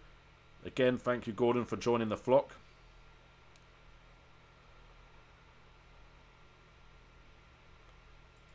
TP Football Analysis, Siraj and Ayush should be linked up on the stream.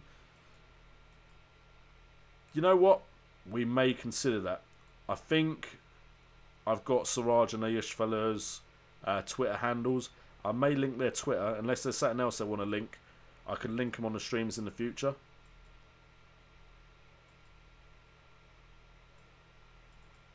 But yeah, there are definitely people that have become almost integral to my community as myself, if that makes sense. And TP, I'd even put you in there right now. You've been regularly in the streams. Siraj, Thomas McCarthy, Dom Stimfig, I see you guys all the time. There's plenty others. Chaos gets in whenever he can. Thomas McCarthy's always here. So there's a bunch of you. Dom Stimfig always here. And it's much appreciated. So what I may do is on the videos I make, I may put you guys in the credits purely for your contribution stream-wise. Because I do want to put Blessing in for his contribution stream-wise. So I may add you guys as well. Ronnie Mwenda. I not think I've seen you in the stream before. What I would say is my brain is saying Hazard, because I think Chelsea have a better chance of scoring a lot against Newcastle than Tottenham do on their current form against Watford. But I'm probably still going to captain Kane myself.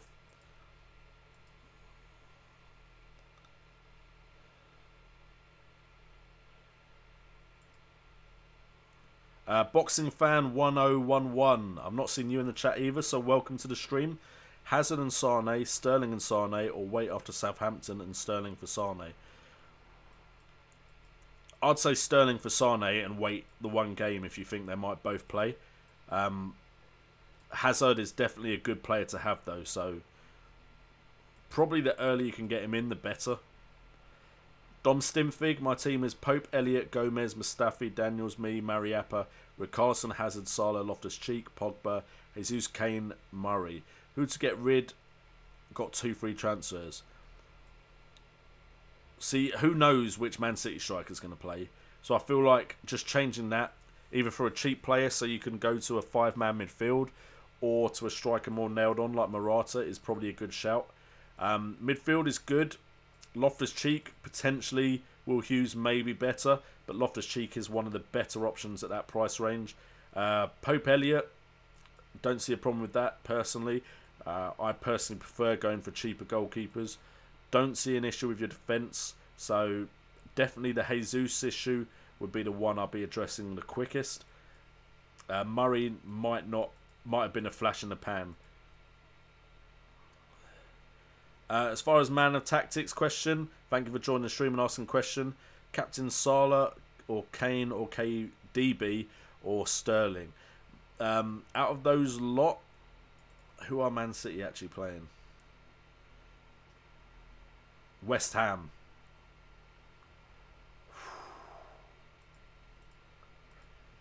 The issue there is, if you captain a Man City player, are they playing? KDB probably is, but he won't necessarily get the points. Sterling, if he plays against West Ham, if I hear tomorrow that Sterling is playing against West Ham or Sane is playing against West Ham, I may put the armband on them, because West Ham's defence is poor. I don't think David Moyes is the right man for the job. I think West Ham are getting relegated. I'm going to say that out right now. I don't want to say it, but I think West Ham are going to get relegated. Off of the 2 games I've seen recently, I don't see West Ham staying up. So I fancy anyone against West Ham's defence right now.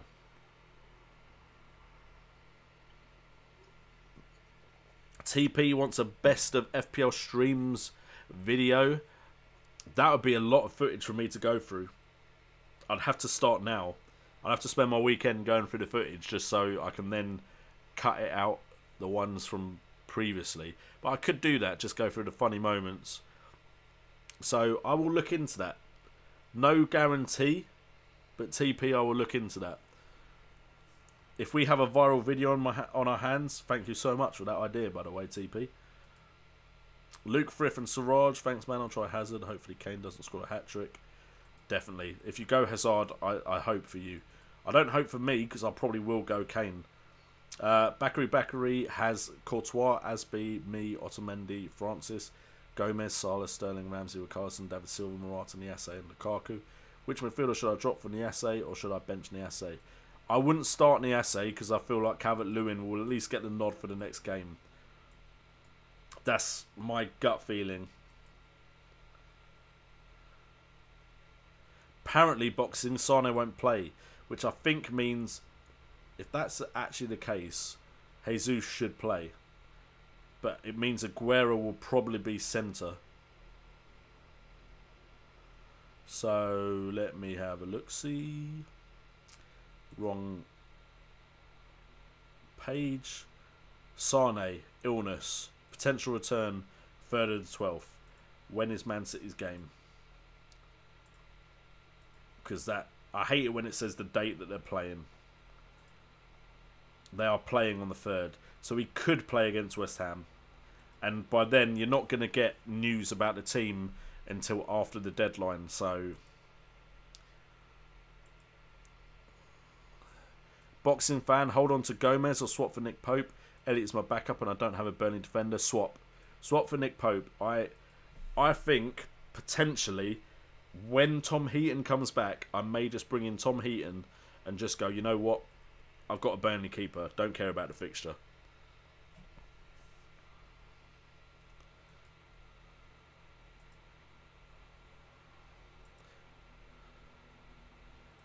Jean Eva says no more Spurs defence. The Tongan hurt him last game week. To be honest, Spurs have suddenly dropped off really out of nowhere. Bakary, okay, Sasank C at JNO. I'll get rid of Ericsson and Davis ASAP, and would also get Jesus and Otamendi in the medium term.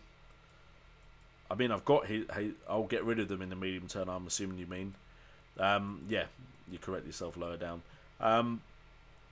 I've openly said Ericsson and Davies need to leave my team. Just I've then made different transfers. Don't ask me why. I felt like other areas of the team needed improvement first. Jesus, yes, I've often said he needs to change. Otamendi, I don't see an issue with Otamendi. Because I feel like Man City defenders will get clean sheets. They might not have been getting them recently. But if we look, 1 goal conceded there. 1 goal conceded here. Did they lose that game? Yeah, they lost that game to Leicester. Really? Have I clicked on the right player? Oh, he didn't play. They won that game, but he didn't play. That makes a lot more sense. 1 goal here. So in the last 4, they conceded 1 goal a game. They are close to clean sheets. And Otamendi has a 15-point return when he scored and a 12-point return. So Otamendi isn't one I'm worried about compared to Davis, Jesus and Eriksen. That's the way I look at it anyway. Siraj, JNO, I think Watford was vulnerable during counters. Just because of Lukaku we didn't get 4-0. So if some players have great counters, so Kane is on. That's what I'm saying. And I'm not sure the chat fully believes me. But Watford's defence are not good. Watford are good. Don't get me wrong. I'm not saying Watford are not performing. But in the last 6 game weeks... What on earth was that? My computer just made a strange ass noise. And I'm not sure what it is. I might have to mute my computer. Hopefully you are not getting that in the chat. But I have absolutely no idea what that noise was. Very strange. Anyway, back to the actual stream. So, what was I actually talking about? That completely sidetracked me, but my computer just made a noise 3 times in a row. And I have no idea what that noise actually is. So that will be some investigating for me later. But Watford's defence are not good. Watford as a team are capable of scoring goals and still getting results, but their defence is not good. And that's all we need for our attacking players. So I agree with you, Siraj. I definitely think there are some points potentially there against Watford for Spurs players. So, Amit Patel, Silver owners, keep or selling. Look at his West Ham performance and Hart absence, and his potential rest is done, so worth keeping this week. He will play this week, so I wouldn't say he's the transfer you have to make this week if you have other options, but definitely I'd consider it. I'd consider taking out Silver, but maybe not this week if you've got a more pressing transfer. Jesus is definitely rotation risk, Siraj. I should get Chelsea cover. I've said this, and if I hadn't missed the deadline, there would be a Chelsea player in there right now, but I missed the deadline. And I got lucky last game week that they only scored 1 against Swansea. So, yeah, I'm very lucky that the lack of Chelsea coverage hasn't hurt me more than it has. And just for the record, this is the first stream in a while where I'm drinking more than 2 beers. So someone in the chat can say I'm a pisshead if they like, because it's been said before. But you know what? I like having a few drinks with the lads, with the flock.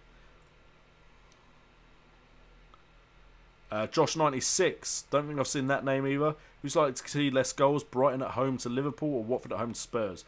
Brighton are more likely to concede less goals, purely because Watford have conceded a lot of goals. I think I've just literally covered that. But Watford are definitely good and they're looking good this season. But a lot of it is because they can counter well. They can score goals. Richarlison, their strikers are definitely doing the work for them. So I'd say Brighton are more likely to keep a clean sheet or concede less.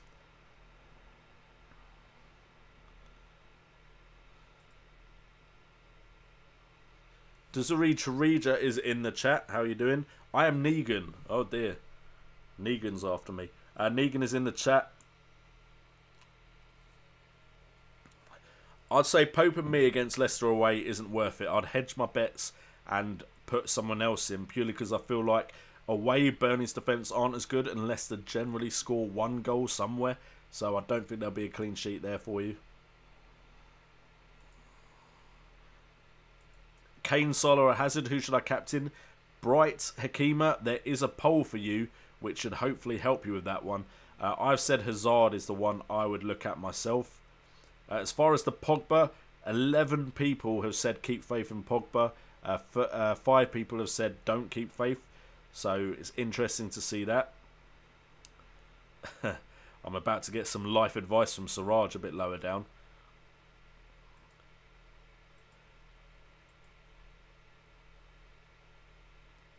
Chaos, I don't think I knew that until you've just said. I'm definitely going to try and look at that later. Maybe not tonight because I have been drinking. Siraj, JNO, drinking isn't good for your health, mate. You know what? It isn't, but doing a year or two of drinking while streaming with you guys isn't going to hurt the amount that I had drunk when I was younger anyway. Trust me, there was a point in my life where 3 drinks wouldn't have even affected me that much. Ammon Dillon, welcome to the stream, my man. Transferred Davis for Christensen this week. That's probably a decent move, to be fair, I think. Who to captain? My money, if I had to bet on it, is Eden Hazard for captain this week. I'll probably still captain Kane, but my money's on Eden Hazard. Sasank, my overall rank. Yeah, I'm just nodding because that rhymed. I like rhymes. I apologise. Is 373,054th is my current rank. Not as good as I'd like. Not as good as last year at this point in the season. But not awful.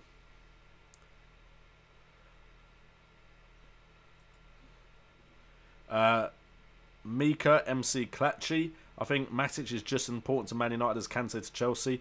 I do believe Matic and Kante have very big importance. Chelsea's defence struggled without Kante in front of them. If Matic is out, that is a very, very good point. He is out, but he could start. Late fitness test, but his status is rated at 25% to play. So I doubt Matic is going to play this weekend. So maybe I'm wrong, actually, about the Arsenal game. I'm going to change my prediction. Arsenal are going to win 1-0, or it's going to be 1-1 because Matic isn't playing. Disarija, I think general consensus is it's better to have a 5-man midfield. Siraj Karanja, guess he's fit to play 60. Gordon Gilbody, looks like Welbeck has the number 9 shirt for Arsenal, 7.3 million, worth a transfer in a few game weeks. I'd say Lacazette is still going to be the favoured option up front, I'd think. So, no, I wouldn't risk it. If things change and he's getting a lot of game time, then maybe. Tom Bennett, what do you think of Özil? I think Özil is a good shout if you can't afford Sanchez. I would still go Sanchez if you can afford Sanchez. And potentially Ramsey is a good enough shout to make Özil not worth it. But Özil's looks good. Sakho is a great Palace defender. If you're going Palace, I said earlier in the stream, Sakho is the one to go with.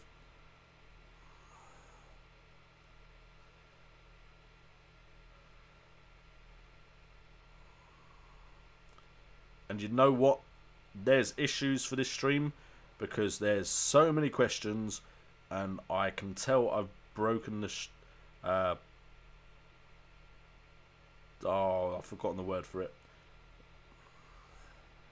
I've clearly drunk or been more affected by this alcohol than I thought. If I think of the word for it, I'll tell you guys in a second. But I feel like I'm now starting to ramble and we've still got so many questions to go through. Wow, you guys have been destroying the chat. Basically, every now and again, my chat drops to the bottom of the screen to the last question asked. And I've got to scroll up to find the question I was at. And there it is, I think. But yeah, I've broken the seal. That's the word I was looking for. So I probably will need to take another break. Gordon Gilbody, I'm 90% sure Alonso and Zappacosta bench this week. Moses in and Aspo back. I think Aspi will definitely be back. So Aspi is my favourite shout from the Chelsea defence. Is it time to go for premium midfielders rather than 2 premium forwards? Definitely. Definitely time. I think I may even transfer out Jesus for someone cheaper and beef up my midfield to Grosh from Carroll. And we are going to have to take another break because the seal is broken. Some of you may know what that means. Some of you, that language barrier may not necessarily translate very well, but I'm sure someone in the chat will let you know. But I will be back in about a minute or two.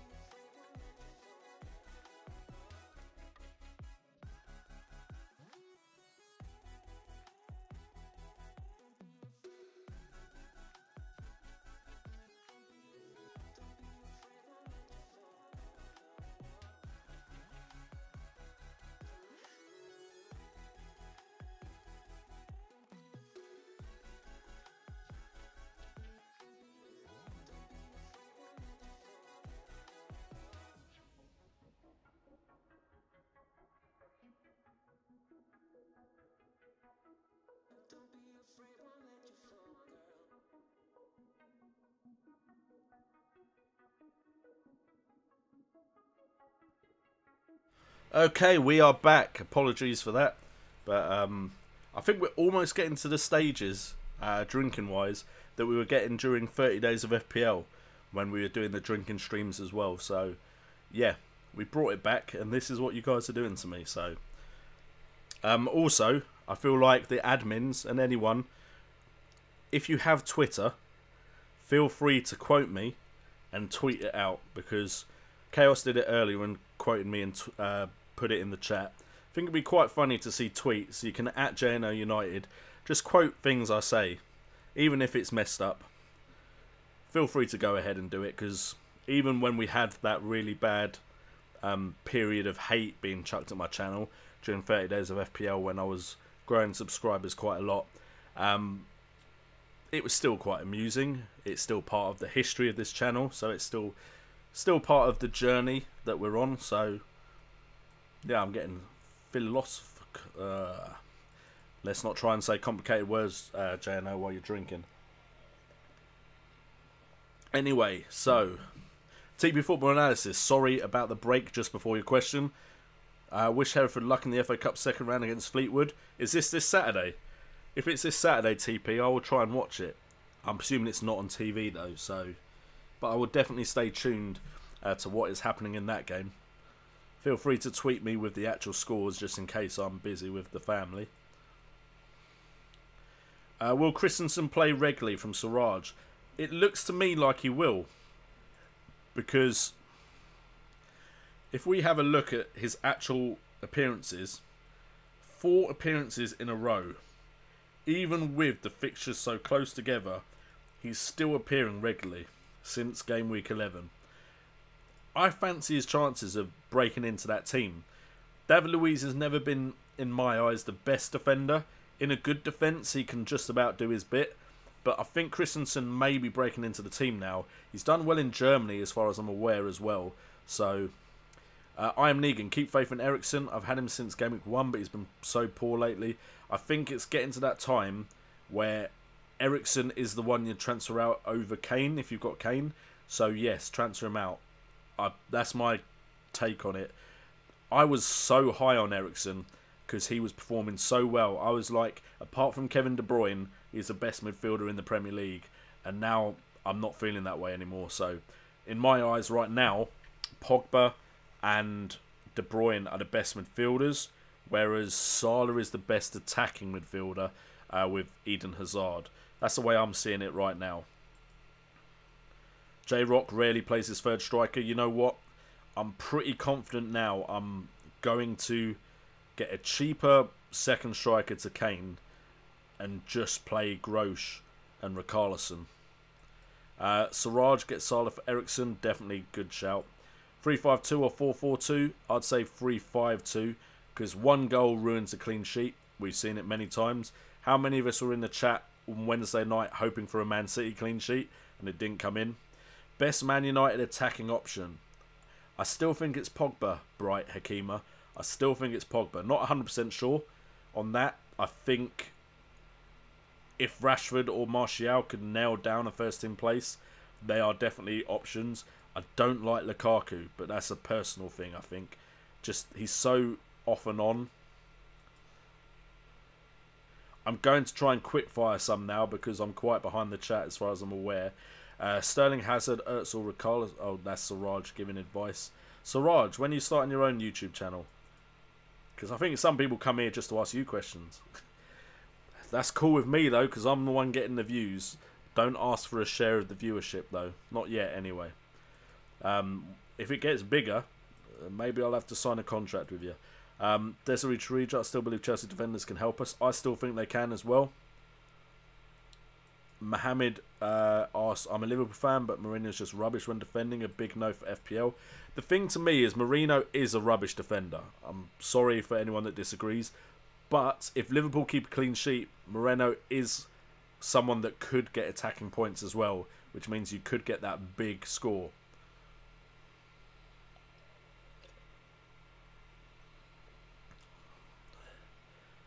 Is 4-4-2 a good idea due to rotation risk rather than 3-5-2? To be honest, defenders have been rotated. Azpilicueta, I was sure, was a nailed-on defender and he was rotated. So I think when the fixtures get so congested, I think no one's 100% safe. That's when you need a good squad. That is why part of me wants to make sure I've got a better bench. So yeah. Matthew Berry, good luck this game week, guys. Thank you so much, Matthew. I don't think I've seen you in the chat before then, but it's really nice of you to wish us all good luck. Appreciate it. J&O, shame I don't take my own advice. That's the same problem I have, Siraj. Great advice, don't get the ranking. From what I hear, my advice is so good that I should be first. Henry Hensmoke, good to see you in the chat. I'm not 100% sure what you mean there. No Chelsea players flopped. Michael Foley in the chat, nice to see you as well. Is Sterling a good option for an armband? It looks like he's probably going to start because Sane has an illness. If he does against West Ham, yes, great shout. Hazard or Salah for captaincy? Matthew Berry, my brain says Hazard because one, Salah must have a game eventually where he doesn't do bits, but also team-wise, who they're playing against, I fancy Hazard against Newcastle more than I fancy Hazard against Brighton. I think Brighton's defence is better. Also, if you're asking questions like that, there are polls for that. Captain Salah, Kane or Hazard. So feel free to go and vote in that poll. Thomas McCarthy, 3% battery. Put your phone on charge. Come on, man. Hazard, a good differential with 9. Is Hazard's ownership only 9.5? Are you serious, chat? That again, that's a Nick thing. Stop doing Nick foot trading comments. I need to say, are you serious, Flock? Or something like that. Because when you start watching someone enough, eventually you start saying what you see. Hazard 9 points? Really? That may have changed my opinion. Because if I get rid of Ericsson for... I don't think I can get rid of Ericsson for Hazard. I need to get a cheaper player somewhere. If I took out Davis for someone cheaper, it wouldn't be enough. 9.4 to 10.7. I need 1.3 million. That would go to 4.4 million for Davies.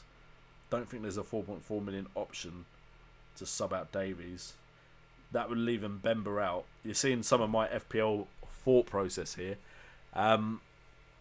If I swapped Jesus to Vardy,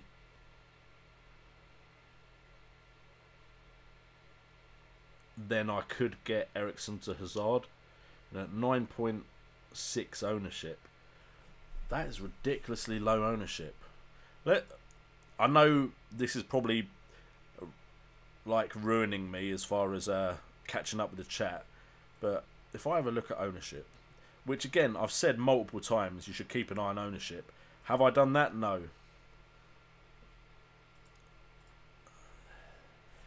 So we have this high ownership midfield, but Decore has higher ownership than Hazard. Eriksen has higher ownership than Hazard, and Eriksen hasn't been performing. Everyone above Eriksen, maybe not David Silva, but everyone else, definitely worth having in your team.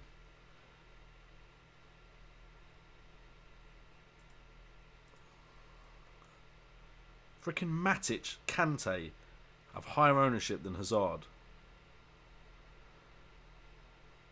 I'm making the move.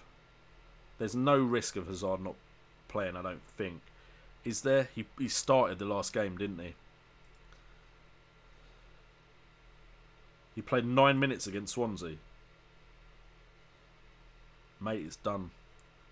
So who am I swapping Jesus for? Jesus is 10.4. Vardy and Firmino have outscored him. Firmino, what's Firmino's record like? 2-0-5-2. Fixtures, good. It's done. This is my move. I kind of wanted to change Carroll, but you know what? I'm doing it. Right now, my gut is telling me this is the move to make.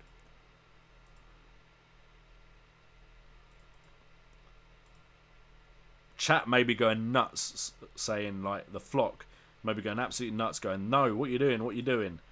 But I think that's the move.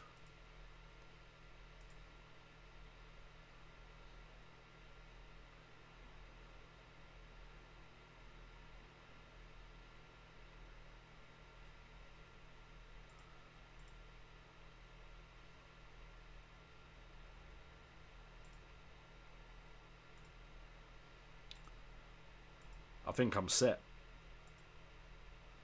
The captain armband may change, but you know what? I like that look. I like that look. We'll see if it pays off. But you've just seen live transfers. I'd rarely do that. I rarely transfer live, so appreciate it. Bright Hakima, Niasse or Abraham? I'd say Abraham is more nailed on. Definitely going to start compared to Niasse, who may be in competition with Calvert-Lewin.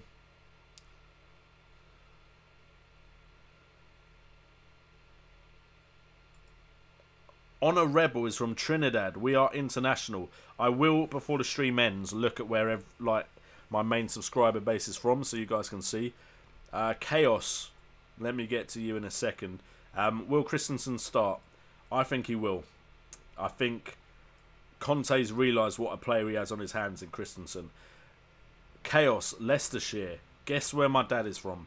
Guess who my dad supports. Guess how happy he was a couple of years ago. Siraj, Rudiger, Amir Hajar, Rudiger or Christensen? Christensen for the value. Matthew Berry seems to agree. Amit Patel. Wow. Siraj, stop overtaking my stream. People are asking you questions and forgetting to ask me. But I'm not going to bump in on your questions. Siraj, you get some fame from me. Florin Sandu has joined the flock. Florin, have you just unsubscribed and subscribed? Because I've seen you in the chat plenty of times. So either you haven't subscribed and then I'm like, have I not done enough for you, man? Have I not done enough? Or you just thought, you know what? I want to see my name on the screen. I want to see my name in the alerts at the bottom. So, bang. Unsubscribe, subscribe. Last time this happened, we had an absolute attack of people unsubscribing and subscribing. And I don't mind. Because as long as you're still subscribed when the stream's ended, I will still have the subscribers eventually. Sometimes YouTube takes some time to catch up. But Prakash Rout, me, Daniels Norton, who to bench. So we got Brighton. We got Bournemouth, Burnley and Swansea. I would say the worst fixture there is Brighton against Liverpool. Whilst I believe in their defence... Wait, Brighton? Again, there's no Brighton option there. Why do I keep thinking of Brighton?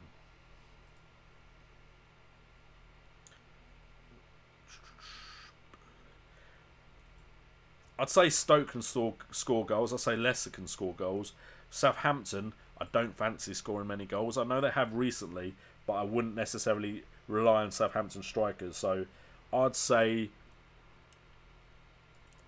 as long as you keep Daniels, I'd probably say Burnley, even away, are probably better defensively than... But Norton's got me a lot of points when I wasn't expecting it, so maybe stick with Norton.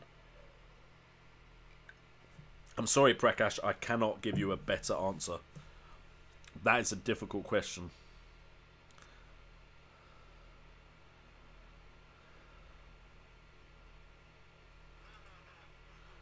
The Asian Gamer has just joined the flock. By the way, for Florin and for the Asian Gamer, can we get some birds in the chat because they've joined the flock? I am Negan, loving the 352. Come to Newcastle game with me. It's not pretty at the moment, but we have great fans. If you're talking to me, if I ever get to the point in my life where I can get weekends off, done deal, mate. I've been to Newcastle once. It was an adventure. It was fun. Your triples are cheaper than your doubles, so I enjoyed it. I also got shot in the head with a paintball gun from point blank range and was bleeding from my head while in Newcastle town centre, and got stopped by some Christian group who said I needed God. So yeah, very, very interesting times in Newcastle. Suraj admits keeping Silva versus West Ham and then switching to Pogba. Views on Andrew Sermon. I've said all along, Andrew Sermon is potentially a cheap gem that people just don't realise is there. He quietly scores points, and it doesn't seem to get enough credit. Andrew Sermon. Let me show you, for those that aren't aware, because I have brought this up before, but I'll bring it up again. Andrew Sermon is pretty much seemingly nailed on in this side. And he consistently scores points. He's the highest scoring Bournemouth midfielder. Ibe, Stanislas are both in that midfield. And Sermon has missed one game against Arsenal. 6 points, 5 points, 9 points, 10 points. And then has been getting the 3s and the 2s. But for his price, 4.8 million, good shout. And it's not a common suggestion amongst Fantasy Premier League players. No Fantasy Premier League player was going Andrew Sermon, Andrew Sermon. But Andrew Sermon, in that price range, I'm pretty confident he's outscoring the players that everyone is talking about in that price range. If we go midfield and we go to 4.8 or lower, Sermon has outscored Cork, Stevens, again, two players not being mentioned that often. Carroll was the big guy before the Premier League started. Loftus-Cheek, everyone's talking about Loftus-Cheek. Will Hughes, everyone's talking about Will Hughes right now.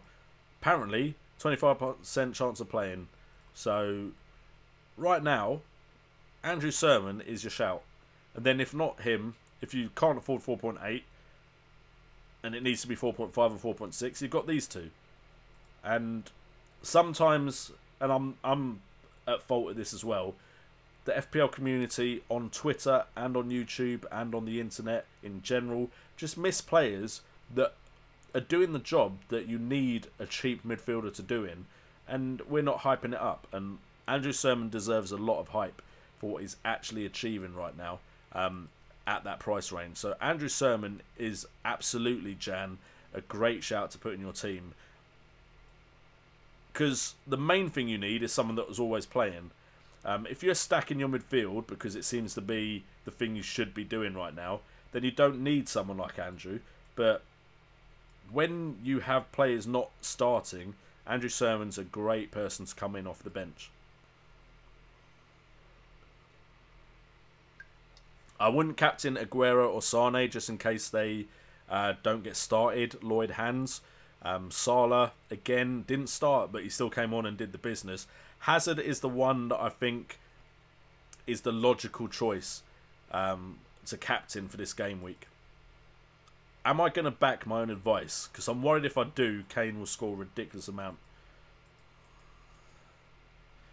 Gordon Gilbody, just before the deadline, what's the best site for checking starting lineup? There is no one site. I'm a big fan of Fantasy Football Scout, Gordon, but it is a paid-for site, and I think their lineup guesses is a membership-only thing. It's £15 for the year. I think it may be reduced after the game starts, so it may be, I don't know, it might be £12.50 now. It might be £10. Great site, great articles, great member area where you can look at statistics. Also has a prediction lineup for teams. I'm not sure how correct they were with the mid-game week because I didn't really look. But I don't.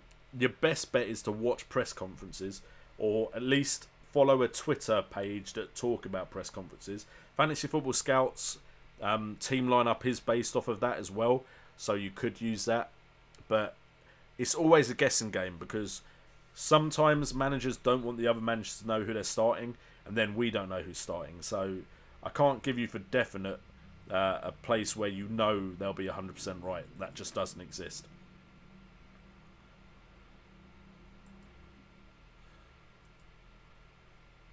Craig Manuel says, I can see why people in the UK think you look South African.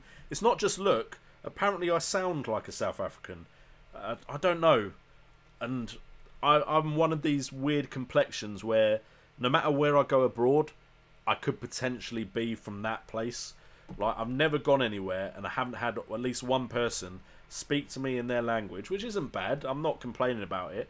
And I have to say, sorry, I don't speak the language. I'm English. Do you speak English? So when I went on a honeymoon to Egypt, they all thought I was Egyptian. I've been to Brazil. Again, my mum is Brazilian, but they all thought I was Brazilian. When I go to Greece, they all think I'm Greek. Where else have I been in my lifetime? I mean, I suppose I haven't been to Japan. I doubt I'll pass off as Japanese. But other than that. And by the way, Craig, I was a rugby player. As much as, I mean, a quick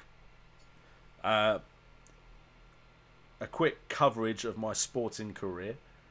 I make that sound like I had a sporting career. I was a very good goalkeeper from the age of about 11, 12 to about the age of 15. Good enough to play for Wimbledon Nationals. Good enough to play abroad in competitions. So good enough to be considered for the England schoolboys. I didn't make the England schoolboys, but I was considered for them. I did have a trial and auditions, or not auditions, but scouts would come watch me. So I was a very good goalkeeper. Then I moved on to rugby because my build is very rugby orientated. Believe it or not, I was a back, I was a winger. I suppose similar in mould to the New Zealand winger that was really huge. But for my age and size, I was very, very quick. Then I went to uni. I was part of my uni rugby team. However, I discovered this right here and I got less fit. And also, I was this height when I was about 13, 14. So I was tall for my age until 5'8" or 5'7" wasn't tall for my age anymore. So I used to be one of the tallest, and by the end of high school and early college, I wasn't that tall anymore.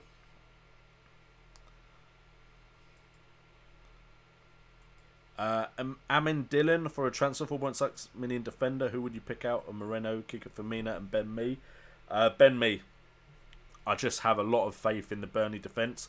I think as a team, they are very, very solid. It's not just their defence. As a whole team, they are just solid. I'd agree with Amit Patel, Mee, Moreno, and Kiko. Kiko's looked decent, but he's not been getting anything extra for me to bring him in.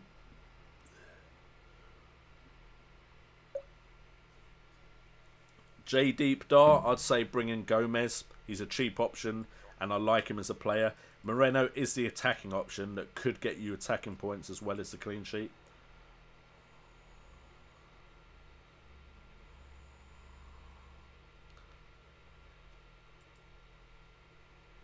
Apparently Amit wants to triple up Chelsea. I'm against tripling up on any team, because look what Davis and Eriksen have done to me.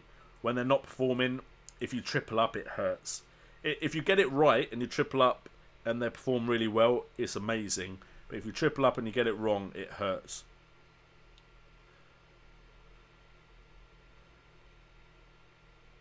Should I play Diouf or Loftus-Cheek? Diouf. Definitely I'd go with Diouf. I just feel like Diouf is more likely to score than Loftus-Cheek, no matter who they're playing.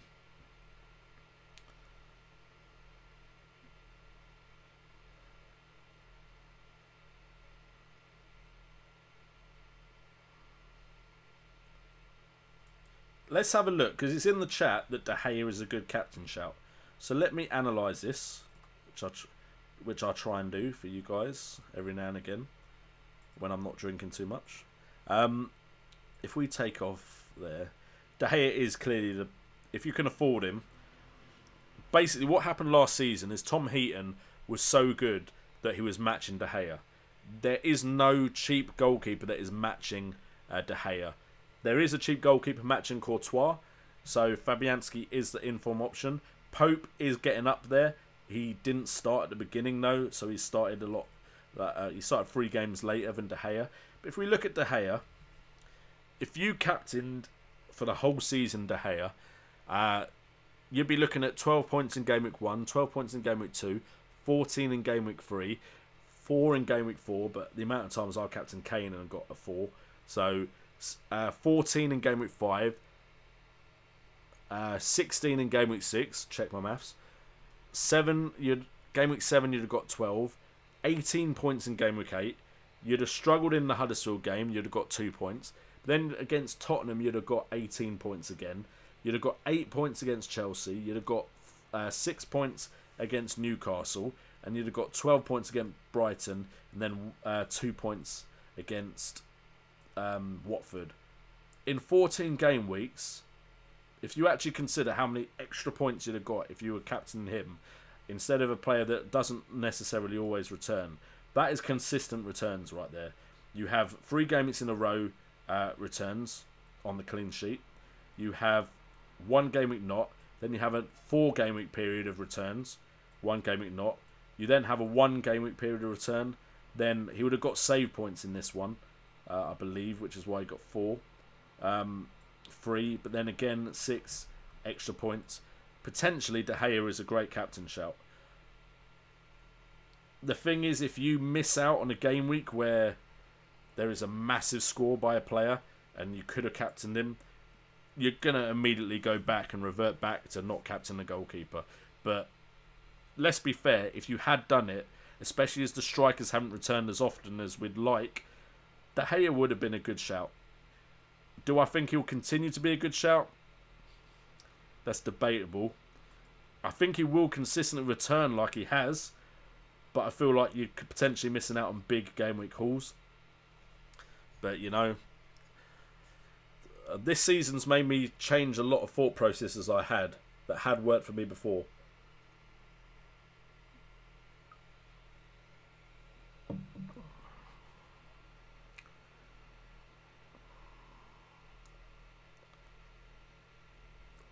Mika M. Clatchy, Trinidad in the house. He's in the top 25k. Well done, mate. J Deep Dar is on 803. I believe that's better than I'm on. I believe I'm on 760. So, congratulations, you're beating me, but so are a lot of people. My advice seems to be better than my actual gameplay. Quinton Jansen is in the chat. How you doing, my man? Apologies for missing most stream. It's been an irregular week. Don't worry, we are still here. We're still streaming, and I think I've still got a lot of questions to answer.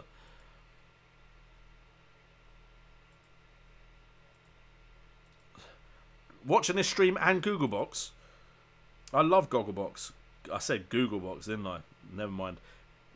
Gogglebox is an awesome show.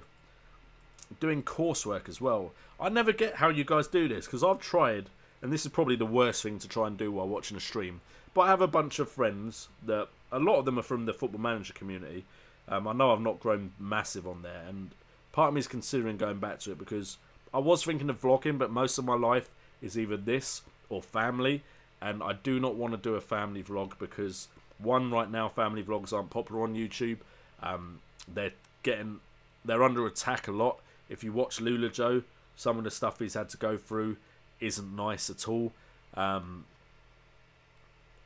Two, I don't think there's anything extra to my life that would be that interesting other than the fact I have a family, and I'm not massively a fan of doing a channel that involves my daughter a lot. I know she has been on some videos I've done, but I don't want to put her in too many because, let's be fair to her, she may get to the age of like 12, 13, 14. If these videos are still around, she'll be like, oh, Dad, why did you do that to me?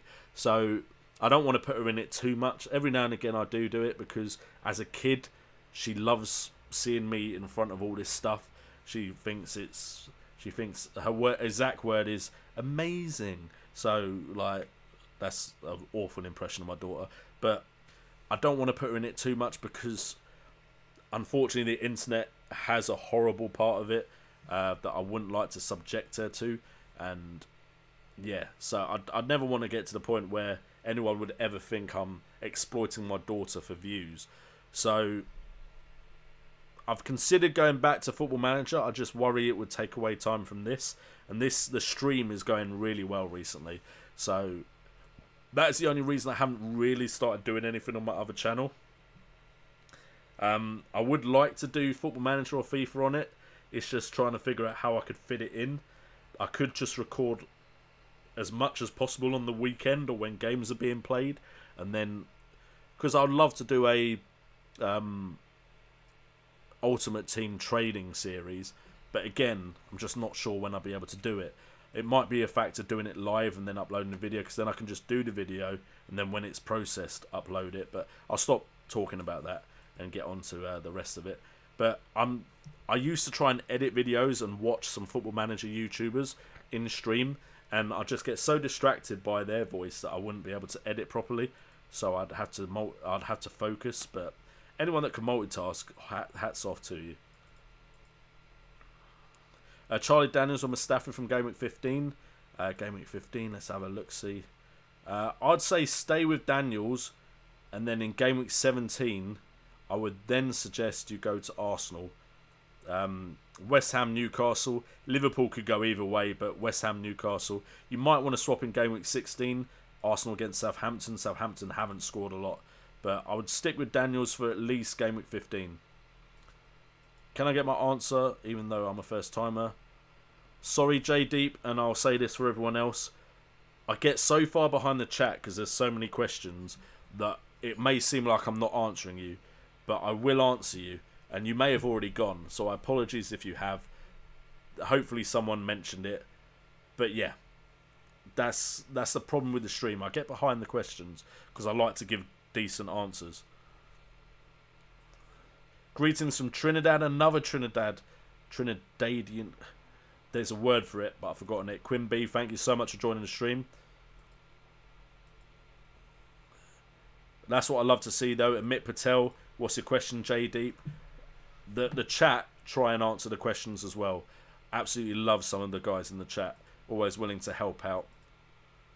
Should I play Diouf or Loftus-Cheek? I think I answered that already. I said I'd go Diouf.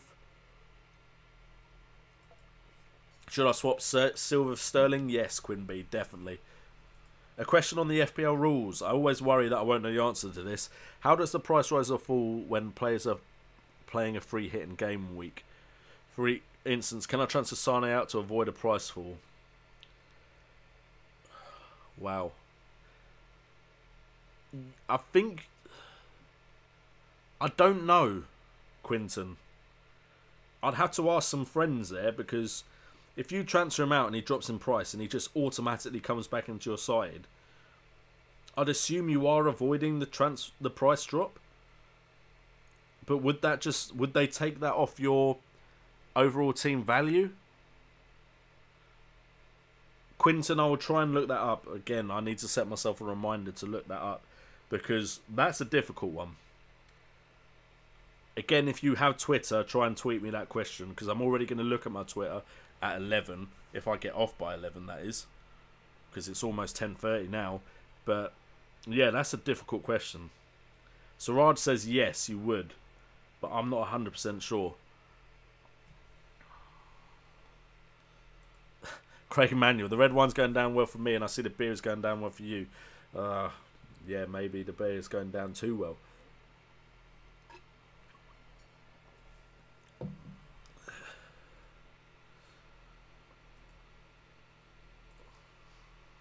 Alright, I'm just scrolling through the chat a bit quicker. Gordon Gilbody says Sane will play this weekend. Michael Ringcell in the chat, how you doing? Apparently I'm his strongman. Yeah, I'm not sure what that means, Michael. By the way, for all those talking about De Bruyne, I wish I hadn't transferred him out. I had faith in him to consistently return and not be rotated. And because he didn't do it straight away, I transferred him out, and now I'm just watching him do bits. Fair enough, he's not getting as many points as Sterling, but he's always starting.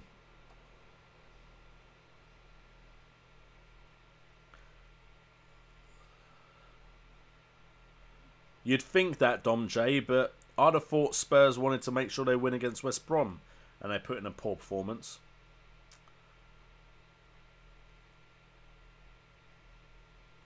Okay, what has Michael Ringcell said that has made someone delete the message?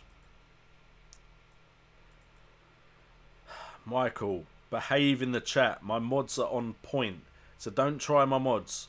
My mods will get you before I even see it, mate. Hazard or Kane captain for me, a coin flip. I'd say Hazard is the best captain choice, Dom J. Dom, that's how I design my captain. Siraj. If you decide your captain that way, well played to you.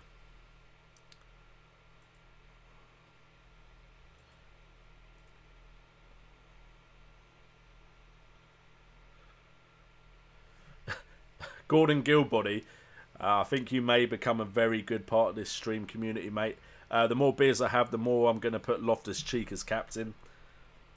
If Loftus-Cheek scores a hat-trick and you haven't drunk enough, I feel sorry for you. Michael... I'm not going to even go there. I better not speak. If you didn't know, guys, I know Michael Ringcell quite well. Play a lot with him on the Xbox. He's from Scotland. We got Blessing Arolo in the chat, by the way. The sponsor of the stream. I should put like an intro where it goes, this stream is sponsored by Blessing Arolo. But yeah, I've got a history of Michael Ringcell. He's a bit of a pisshead himself, so I don't know how he gets off at trying to say anything to me. Wow, I'm still so far behind the chat. Anyway, where was I?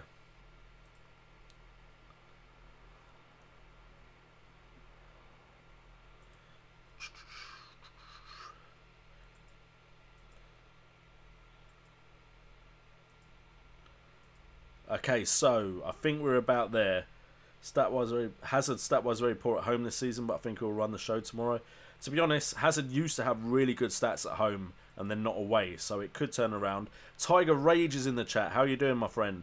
JNO, get out Jesus for Morata and Davis for Christensen. Already made my transfers. I've put my money on Hazard scoring. Jesus is out, so I may have made the transfer after you said that. That's how far behind I am.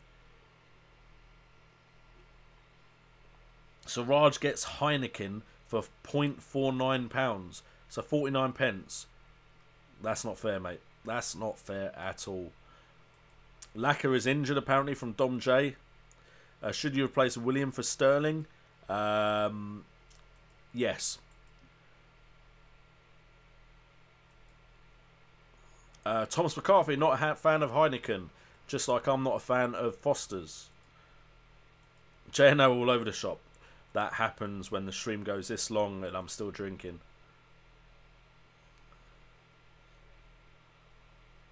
What do I think of Alonso as captain? Wouldn't risk it. He's not been returning that often. Yes, Dom J, a trip to the little boys' room. I may need to go there again. That's what's happened when the seal's been broken. Corona is expensive, student life. To be honest, when I was a student, Carling and Carlsberg were the cheap beers. So that's what I used to drink.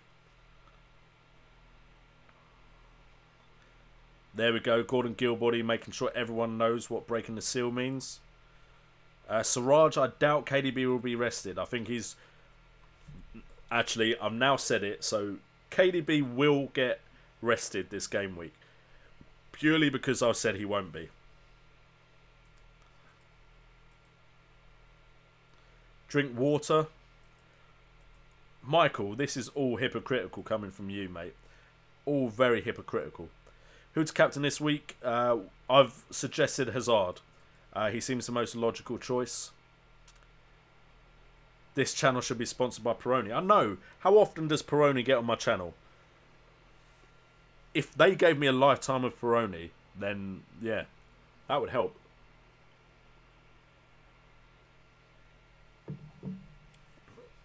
Kane more nailed on, and I don't know. Hazard is on penalties, really, isn't he? May Lukaku score this game week? It's possible. Lukaku could score any game week, but generally, I feel like there's better options out there.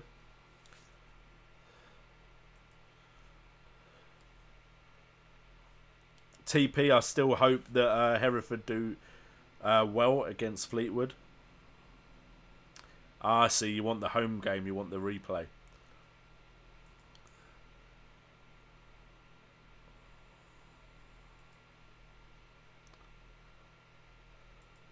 Thomas McCarthy, why are you trying to get more questions? I'm trying to catch up.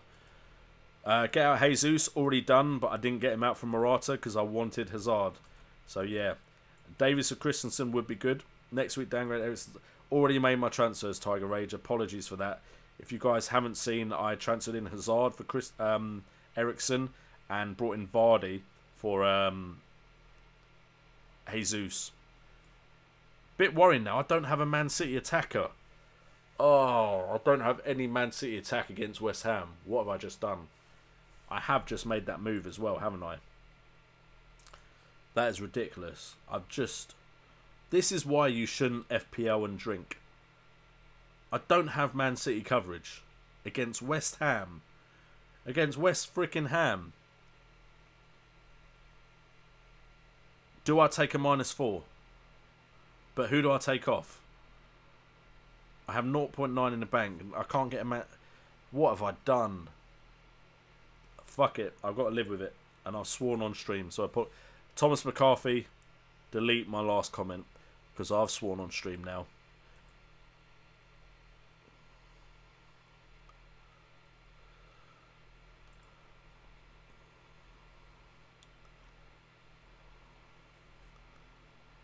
I might have to captain Hazard.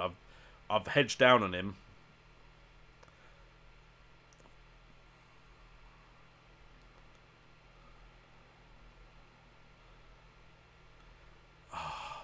Amit Patel, if I'd just read your message before I'd made the transfer. I'm not sure Kenny is nailed on, but that would have been enough money, wouldn't it?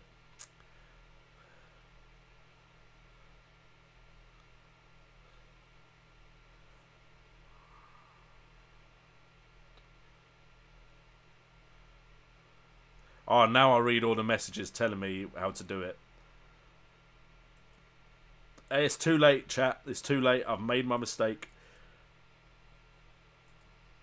We'll see.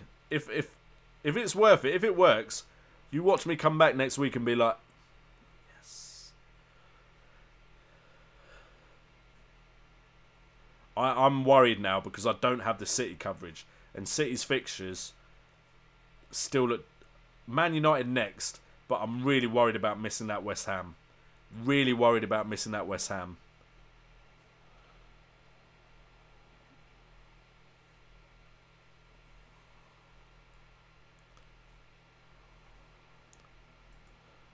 Florin Sandu, you've been watching how long and you didn't subscribe?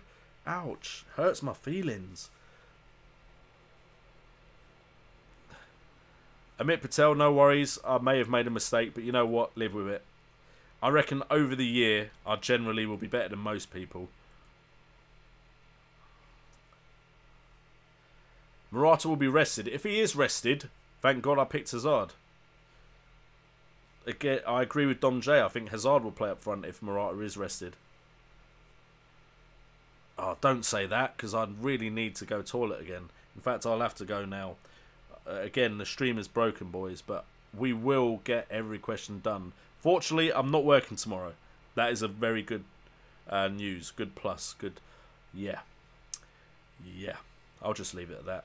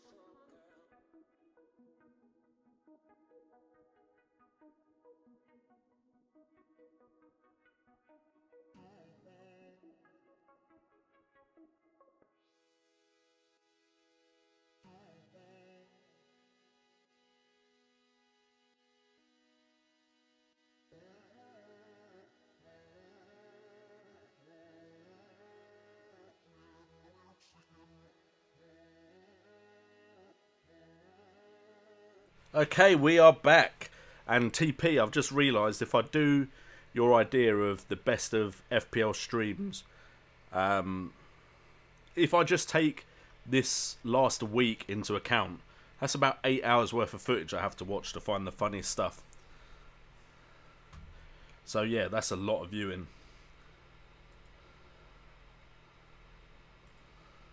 Siraj, I definitely feel like Ben Mee is due a goal, but Norton has got me points when I really am not expecting it. So at his price, I have no problem with keeping him on my side.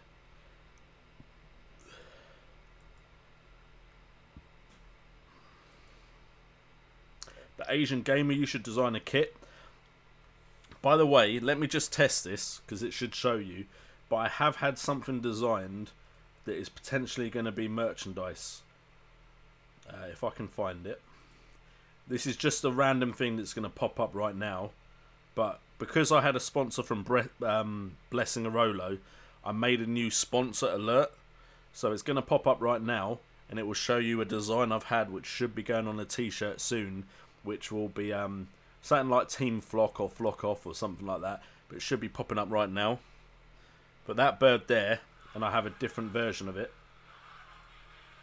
So yeah, that should be on a t-shirt soon, dedicated to the streamers. No one has to buy it, but I'm going to get the missus to buy it for me for Christmas. I think it'd be nice to wear a shirt with that on it. So yeah, I'm in the process of designing stuff. Paul Guidi, I probably said Good. I know Guidetti. because there's John Guidetti. So I'm assuming you say your name Gadi. Apologies if I've said that horribly wrong, but I'm not the best at pronunciation. He asked, JNO, would you play Mustafi this weekend against Man United? I think Mourinho will part of the bus. I can see Arsenal getting a clean sheet. I think the game will be a low-scoring game, so I could see that working out for you. With Matic not playing, I feel like Man United will be even less attacking, because I think they'll try and make up for the fact that Matic isn't there. So, potentially, Mustafi could get you a clean sheet.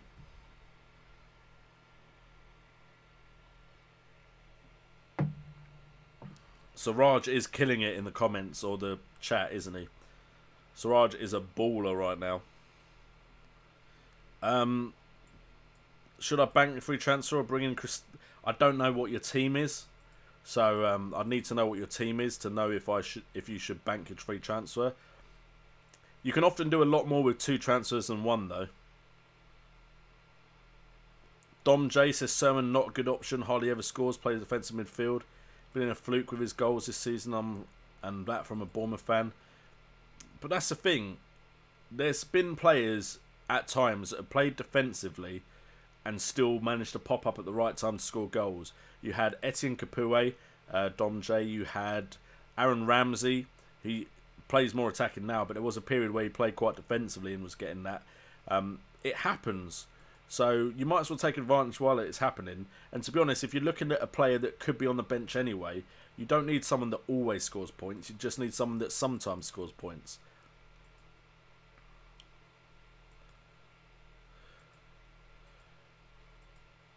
Okay, TP, I'll have to maybe check you out. Hit you up in the comments or on Twitter. Maybe catch a Hereford game. I would go Young at 5 million for Sermon price. Young is still a midfielder, isn't he? The issue is, I really don't like picking players that have gone backwards in position or further back on the pitch in position. But yeah. I don't think Young is a defender on the game, is he? I think Young's still classed as a midfielder. Yeah, Young's still a midfielder in the game. Defender in real life, pretty much, but in the game he's still a midfielder.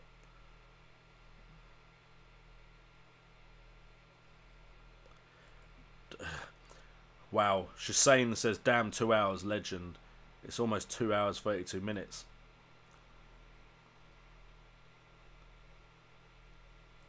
Has a captain over Kane for me too. Good to hear, Steve. Always nice to know people are agreeing with me.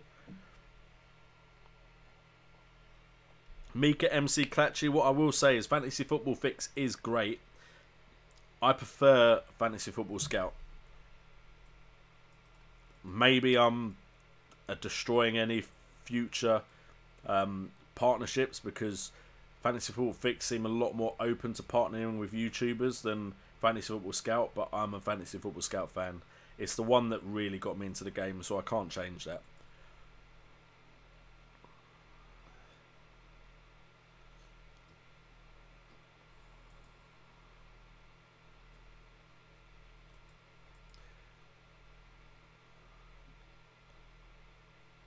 If Young was a defender in FPL, he would have 40% ownership. He'd have very high ownership.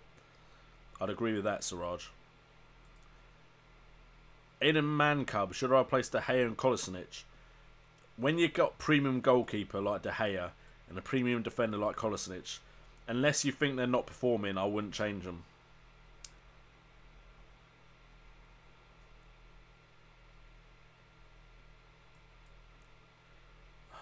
Thomas McCarthy, you trying to keep me up all night, telling people to ask for more questions? Aiden Mancub, I don't know why you're trying to change De Gea. If you have De Gea, there's no need to change him out. That's my personal opinion. We looked at it earlier. If you captain De Gea religiously from Game Week 1, you'd probably have got a better return than if you'd captained the striker.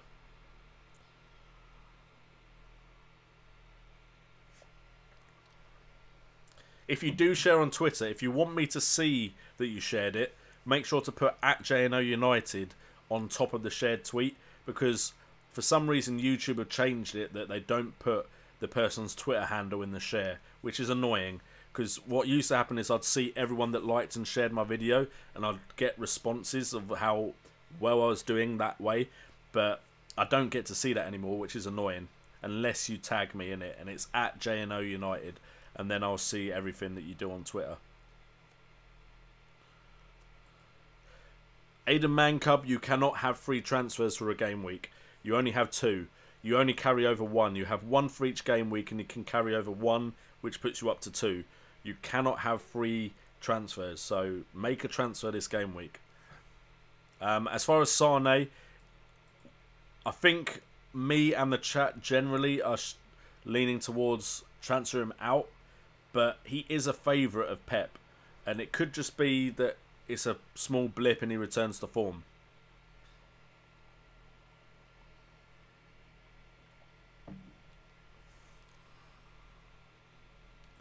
Dom J, it could work out great for you. I'm not one that... I say this having 3 Spurs players in my team, and I've only just got rid of one of them. But take it from me that had Spurs when they had decent fixtures and they didn't return. I reckon 2 is the maximum you should have, unless you're very, very certain in the team. Man City at one point were good enough to have 3. Other than that, I'd say no team's been good enough to have 3 players from just yet. Aiden Mancub, downgrading De Gea to Fabianski does allow for a better midfielder or attacker, but also De Gea is so consistent. He is the best goalkeeper in the Premier League, easily in my eyes.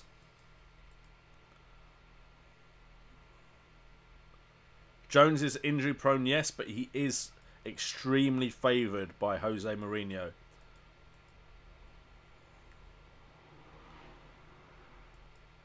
Aiden Mancub, I don't know how much I can say this, but De Gea is, right now, the best goalkeeper in the game.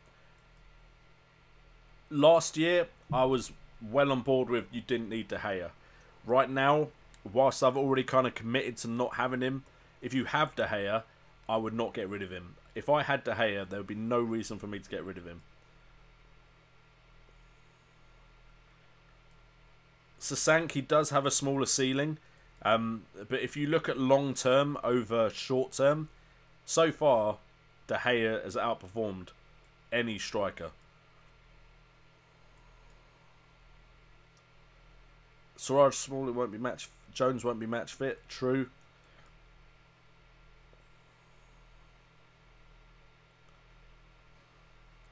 I personally think if you get a striker, or for instance, if you captain Salah religiously, that's 108 points to De Gea's 70 something. So there is players out there that if you captain them religiously, they have a better return than De Gea. You just have to make sure you get that player. If you keep chasing the captain's armband, which basically is a concept, if you chase the captain's armband, you are basically trying to chase the informed player, or you're trying to chase the fixture and pick the right captain. If you keep changing, there's a theory that that isn't as good as sticking to one player, because a lot of people will chase the form, and often form is temporary, whereas class is permanent. If you chase, you could move your captain's armband to Kane after he gets a double game week haul, and then he gets nothing for a while. Then you watch Salah, you move to Salah, Salah gets nothing this game week. You see someone else gets loads of points, you change to them, they get nothing. Kane then goes and gets a hat-trick. And you've moved from Kane a while back. So sometimes consistency has been proven when you get to the end of the game. Someone like David De Gea can outscore some of the premium price players purely for consistency if you've captain armband them. So while I'd never outright say this is the best person to captain, because that would be a ridiculous guess, there is something in looking at a player that is just that damn consistent that you should keep captaining them.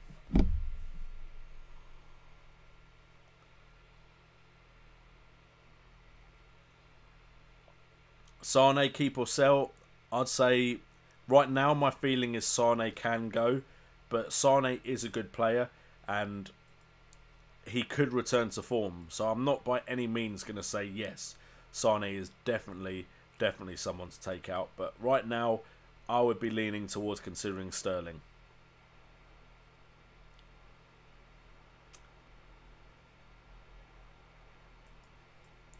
I think when you're looking at premium plays, Aiden, you don't always have to look at fixtures.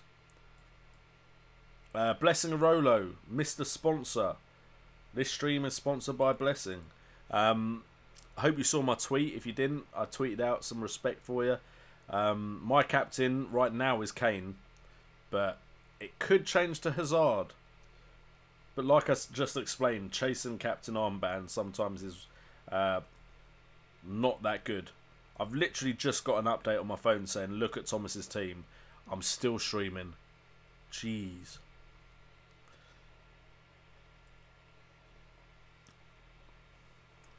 Siraj saying get Smalling and invest in midfield.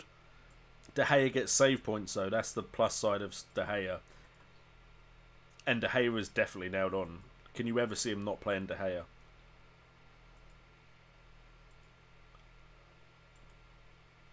Everyone welcome in Blessing. That's what I'd like to see.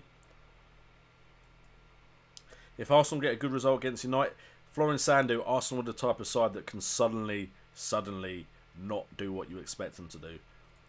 I'm sorry for Arsenal fans, but the amount of times we've been like, Arsenal are the team this year, and then they don't do it, it's too risky to assume that Arsenal will do really well. I'm not ignoring them.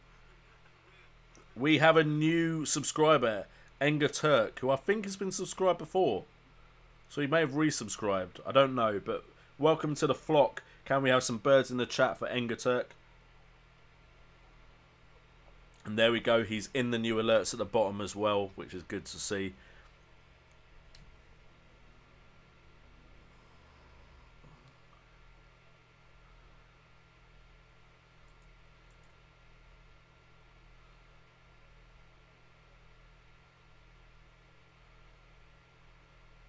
Ramsey, Paul Gadi is great value. Absolutely great value.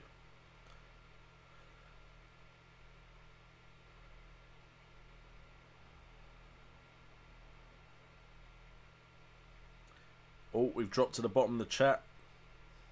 So let me try and find my place again.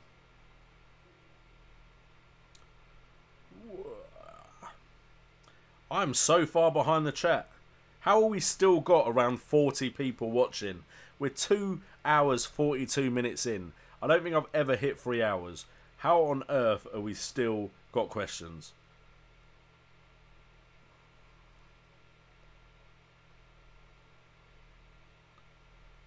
Okay, we've got Morata, Salah, or Salah as captain. There's potential for Salah to be rested, apparently against Newcastle, with Hazard playing up front. So I'd go Salah, because he didn't play the whole game last game. Florian Sandu, you're absolutely 100% correct. It's important to know when to jump on the train, but also when to get off. But also, if you're jumping on a train late, sometimes it's too late, and you're just jumping on a player that isn't going to keep performing to that level. As far as Salah, Kane, and Morata as captain, I'd probably go Salah out of those lot. Paul. But yeah, I'm not going to lie. Captaincy armband has been really difficult for me this season so far.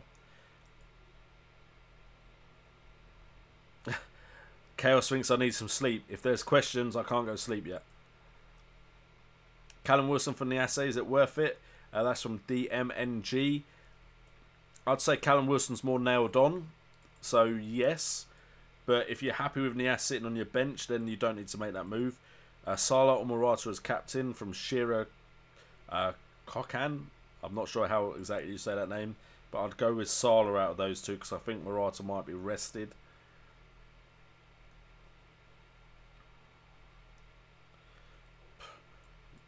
I'm never sure what Big Sam will do. Ever since he messed up his career with certain things, I don't know what Allardyce is going to do. Lifetime pizza makes me more... Where did that come from, Siraj? I mean, lifetime pizza will make me happy as well.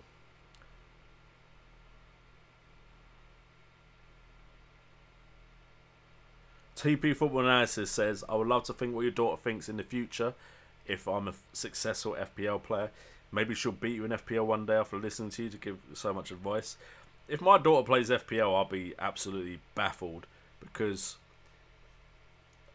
my daughter at times shows interest in sports, but she also shows a lot of interest in being a princess. So, you know, I'm not 100% sure she'll love FPL. I'm presuming she'll watch it with Daddy until a certain age, but I think she'll be more like, why on earth did you put me on your fantasy football rubbish? Florin Sandu, can I just say, Siraj, you're now getting asked questions alongside me. Morata Silva for Rooney Özil next game week. If that's David Silva, I'd say no, but Morata I do like the look of.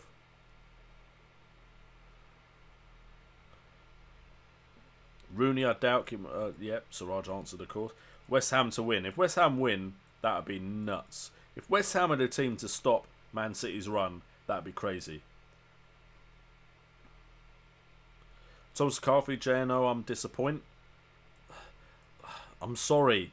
I will look at your team, but I didn't think I'd be streaming this long, to be fair. JNO, you're moving mad. I'm not sure what that means, but I am very mad.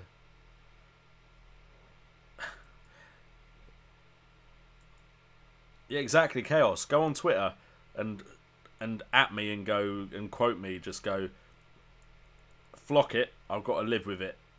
And then just at JNO United 2017 Game Week 15.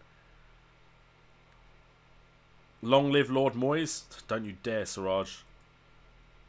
What have you done, JNO? Hey, this may work. If you're talking about my transfers, this may work. Don't judge. I've been drinking. I got all excited. I got all hyped for Hazard, and yeah, it didn't work. I'm saying it didn't work. It's not even happened yet. It's my birthday weekend. Maybe it will really pay off.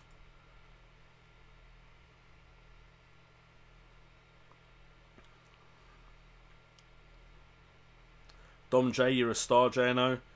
I plan to get there eventually, but you know, it's a long road, long and winding road. That's not even the tune for the song.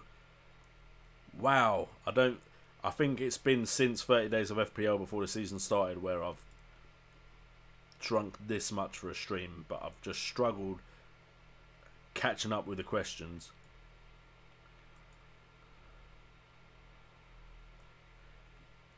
Thomas McCarthy, literally, you're trying to kill me, Thomas. You're like, ask more questions that don't have to be FPL related. I could be here all night. My wife's probably thinking, why on earth can't I go to bed yet? Why is he still streaming? And I'm like, Friday night, love. The stream is on fire on a Friday night.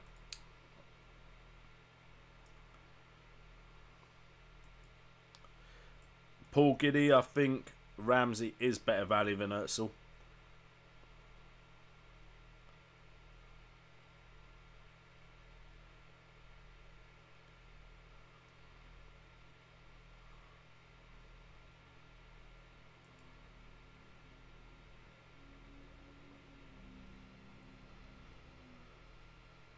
Okay, and Mick Patel, I'm presuming Lukaku to Ruben Loftus-Cheek and not. I don't know who DLC is. That's what you get when you get a game and then you get the additional gameplay, DLC. But Carroll to Hazard, I'm presuming that's Ruben Loftus-Cheek. Kaku to DLC. Dominic Calvert-Lewin, that could be. That makes more sense because a striker to a striker and then Carroll to Hazard. But yeah, don't confuse me. You're putting DLC in the chat. I'm thinking about playing Xbox. I can't afford Sanchez or Ozil. Good luck. You shouldn't drink so much on stream because then you'll make silly transfers. But they're also entertaining transfers. And you know what? I have occasionally made good decisions drinking.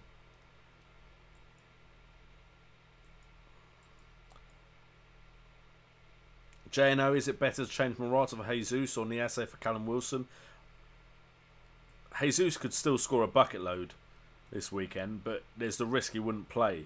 So I'd say Morata is better than Niasse for Callum Wilson. TP Football Analysis, it's possible. I'm not going to promise anything because it's my weekend off, but I should spend some time with my family. I have brought the question to the wife There's the potential I will stream at 3 p.m. But it's not a guarantee. I don't want to guarantee it right now. I have asked, so maybe. Jeff Holt, Late Night Flock. Jeff, how you doing, my man? One of the super chatters. By the way, if you didn't know, we now have a little design for the flock. Recently, we've invested in this. Apologies if this comes out of nowhere for some people, but you should see a little bird pop up. That is one of the flock birds.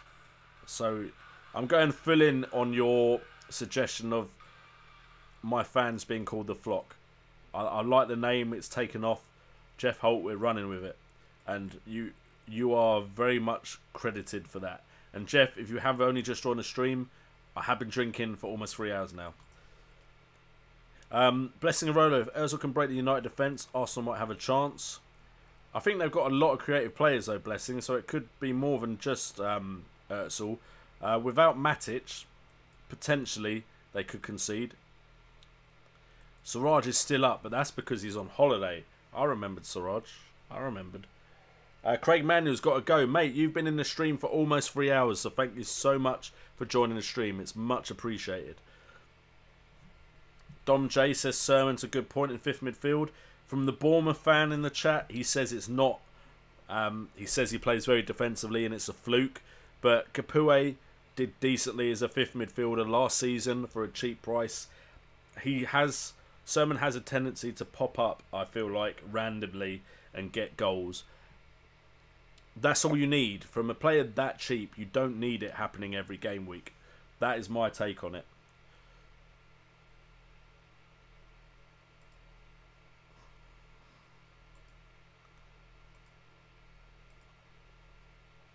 Siraj is living it up.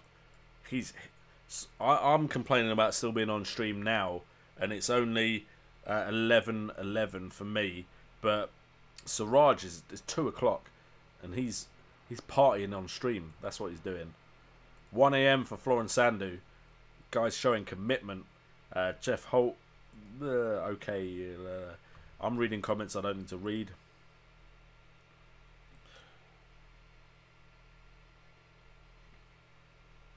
Jeff, we did discuss the cup draw. I don't want to bore everyone going through it again, but I literally went through every group and said who I think will go through. Apologies, Jeff, but if you catch the stream when I re-upload it, then right at the beginning, I think TP asked about my thoughts on the World Cup draw. I'm watching myself on camera right now, by the way, and I look drunk. Just for the record.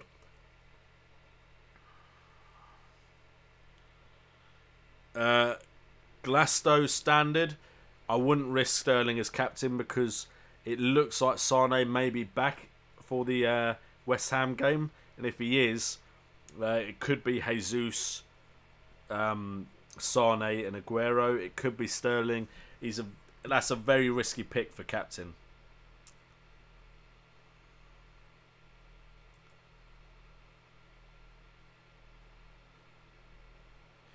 Paul Giddy, my team is Fabianski, Daniels, me, Mustafi, Pogba, Sterling, Richarlison, Salah, Abraham, Kane and Morata. Abraham would be the only person I'm worried about there. You'd probably be better off having a better midfielder, a cheaper midfielder.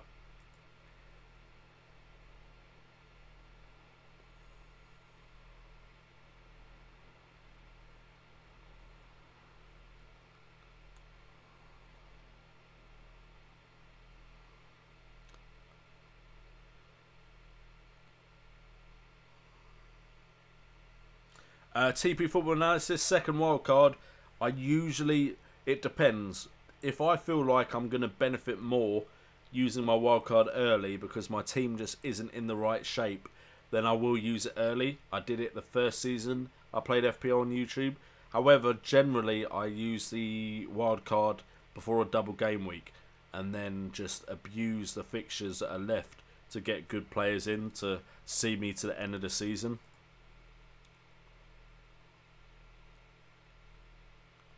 Wow. My answer to that last question. Again, watching myself. Like, I look hammered. Anyway, on with the stream, because we still got questions to answer. And like I always say, I try and answer every single damn question. So let's push on. Christensen, Jones, Monreal, best defenders in that bracket. Or I definitely agree with you, Dom J. If you're looking in that price bracket, you can't beat those defenders.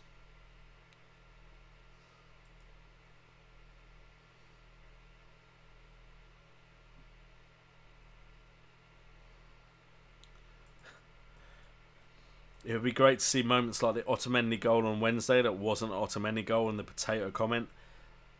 It would be. You know what? We may put the work in. We'll see, TP. We'll see what happens. I've got a bit of catching up to do because I have streamed quite a lot recently. But that's because the support has been epic, guys. Grosh or Brady? If you can afford Grosh, Grosh is better than Brady. Wow, I've just dropped to the bottom and I'm still seeing how much of the chat I've got to catch up on. Not as much as initially, but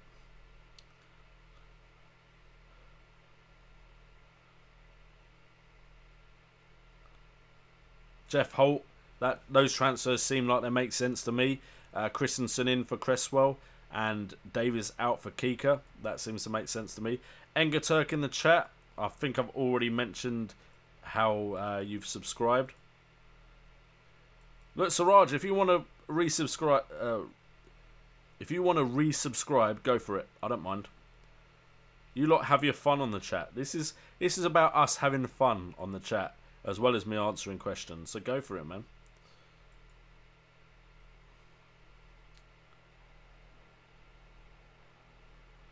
TP Football Analysis. I really appreciate that comment in the chat. Basically, if you haven't read it, it says, "It's amazing how patient you are. If I was in your shoes, I'd just give up. That's what makes you such a great FPL expert." Look, there will come a time when I cannot stay on long enough to answer every question, but I will try and answer every question, because the whole point of my success, I believe, is because at one point in my FPL YouTube career, I changed from doing videos about my team to doing videos about helping you guys. Because I thought about what I like to watch, and I preferred watching stuff that helped me play the game than watching someone talk about themselves. Generally, that might be a bit why I strayed away from... Okay, I believe we have people unsubscribing and subscribing to see their names. Blessing a Rolo, I know you've subscribed already, but thank you for rejoining the flock. Much appreciated. Some birds in the chat for Blessing a Rolo resubscribing. Yeah, I think I said that right. Anyway, basically, I think that's a bit why I've gone away from Football Manager, is because generally I prefer videos that help me, try and give me some sort of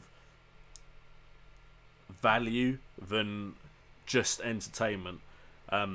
One day I believe I'll be able to do just content that is entertaining, but I feel like when you're giving value as well as entertainment, it gets you a little bit further at the beginning.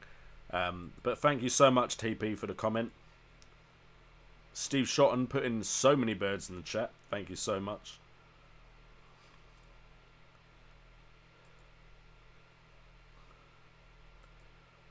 Firetog, while I agree with your comment about you need to switch your captain and try and get the points, if you guess it all right, then yes, you will be one of the best players out of 5 million people. If you keep switching it and don't get it right, you're going to really drop. It's all about what you're trying to achieve. If I was in the top 20k, I'd be chasing the armband. Part of me now is waiting for Siraj Karanja has left and then rejoined the flock. Thank you so much for that. Look, I have no problem with your names coming up in lights. Go for it, especially if you've been subscribed to the channel for so long. If you want to see your name coming up, go for it, mate. Thank you so much for rejoining. Can we have some birds in the chat for Siraj? But yeah, I agree, Firetog. It all depends where your rank is and what you're trying to achieve. I'd always take that into account with your captain choice. And we have officially hit 3 hours. Can I just say, like, the only reason I'm hitting things like 3 hours is because there's still, like, I know it says 42 in the screen there, and I may try and refresh it, but it says 35 people are still watching. 35 people are still watching this stream right now. That is epic. To be fair, did I ever think 35 people would watch me for 3 hours? Time Geno gets more beer. I've run out of beer. There's a reason I'm drinking from this. I've run out of beer, Thomas McCarthy. You guys have kept me on here for so long, I didn't expect that I'd need 4 beers for one episode or one stream. Wilson has Man United, Chelsea and Spurs, the 3 in a row game. Wilson? Who's I cannot think of who Wilson is. Sorry, Dom J. It's getting to that point now where I'm probably not as much of an expert as I like to think I am. Fire Tog, it's difficult to nail captain every week though. Fair enough, he might be nailing it, but that could be luck, that could be research, but a lot of it would still be luck. Gordon Gilbody having midfield Sterling, Sane, Rich, Richarlison, Salah and Loftus, but no Hazard, okay or not? I'd say, well, you can't really take out a Sane or a Sterling for Hazard because they're different prices.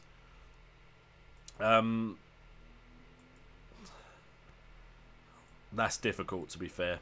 I'd say you're probably okay because that's midfield still pretty good. If your daughter calls FPL rubbish, tell her she's not a member of the FPL Today flock. To be honest, hopefully by the time she's old enough to understand what on earth Daddy's doing in front of her computer for like 3 hours a day, it'll be at a point where I'll be like, Daddy's paying the bills, so shush. Blessing Arolo telling Siraj he should start his own FPL channel. I would subscribe, mate. I'm pretty sure you'd get a lot of subscribers off of me, and I would shout you out as well in the videos, because of course I do get more views on the videos and the streams, so I think you'd get some decent support. Fire Tog finished work on the Baileys now. I've moved to the Baileys purely because I've run out of beer. So we're on the same drink, Fire Tog. If West Ham win, I'm giving up beer for life. Gordon, don't do that to yourself. Don't do that to yourself. Like, seriously, what if it happens? I'm nullifying your comment there. That never happened, Gordon. Don't do that to yourself.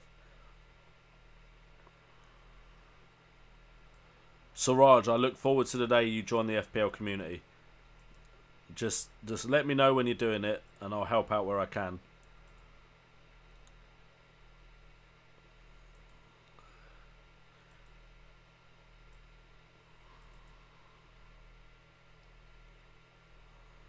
Florian Sandu, I'm very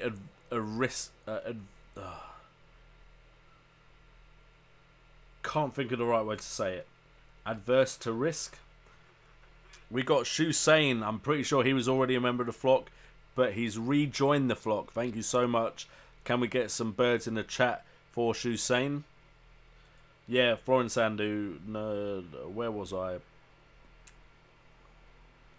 I like to take risks if I think I'm near the top of the pile, but right now I don't see that, so I'm just trying to get higher up.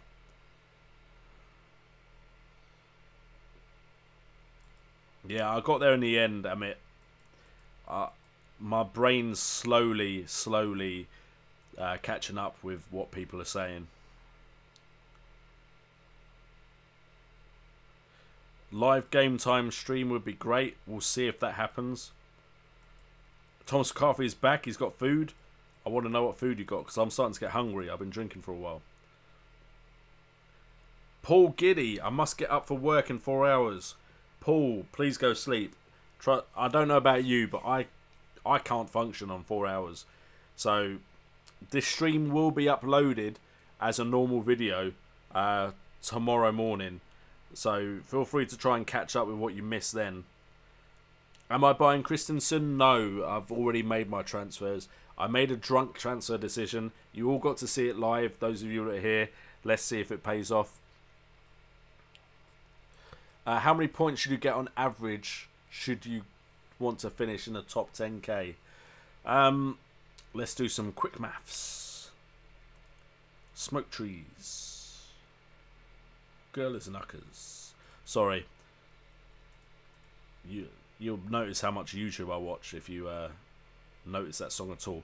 So if we actually just take 38 game weeks, fair enough, I didn't get top 10k, but I got 10,083 points last year. Not 10. My rank was 10,083rd. If we divide that, this isn't quick maths because I'm having to put it on a calculator. Can't believe I missed top 10k by 84. But divide it by 38 game weeks, you're looking at...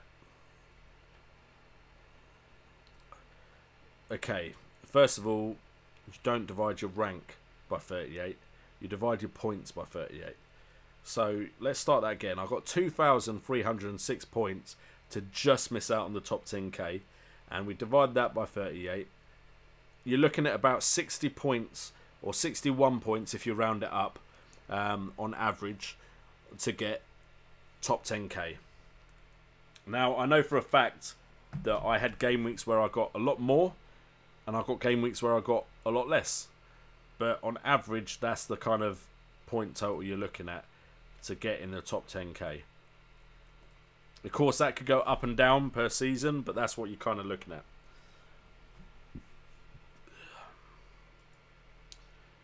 Siraj, I'm kind of getting jealous of your fame in the stream. I'm not sure how many people are here for me or how many people are here for you.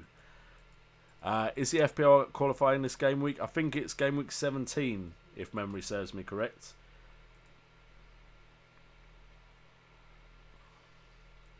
Florence Sander, that's a good point. If I was Pep, I would rest Sane just to make sure he played in the big game.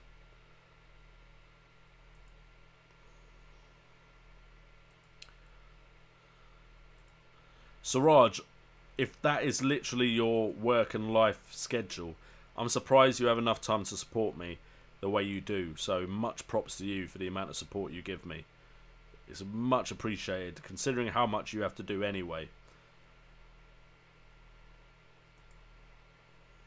Because Janos, mate, I'm touched that you have this kind of workload and you're still making sure you join in on the stream. So that's much appreciated, mate.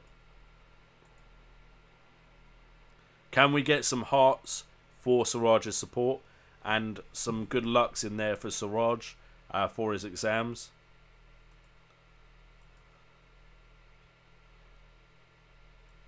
That's the thing, Firetog. If we know the double game week teams by game week 28, that will be big.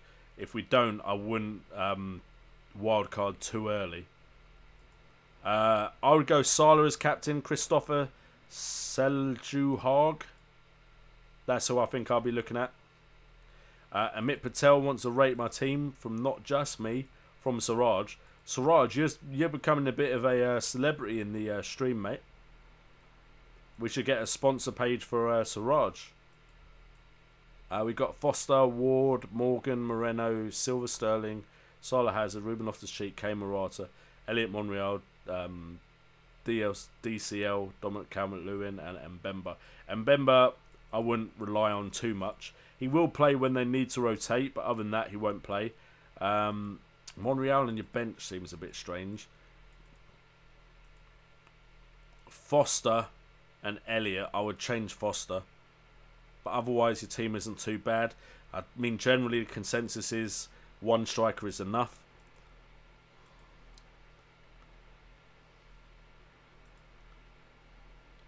Shussain, I'm slowly getting a bit smashed, to be fair. I don't need to break the seal anymore, so no need to go get another drink, at least for now. Fire talk with the update on who's rising. We'll see if that correlates with what I've got. He says Rooney, Moreno, Sterling, Hazard, De Bruyne all rising tonight. I've got Rooney, Sterling, Moreno, and De Bruyne and Hazard all rising tonight. So I presume we're using the same site.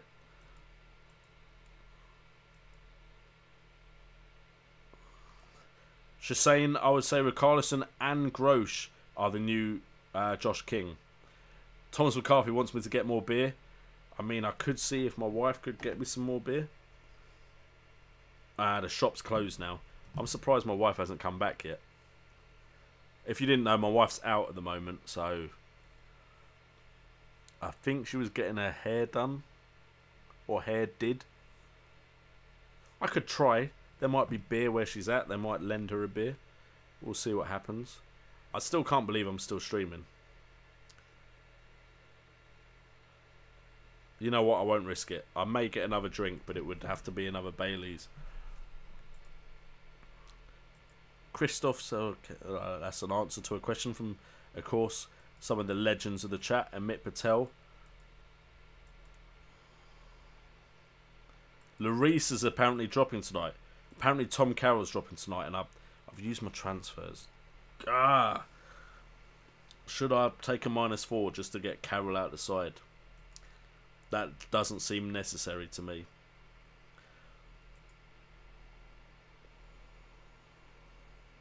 Christoph, I would definitely agree. Salah is so good.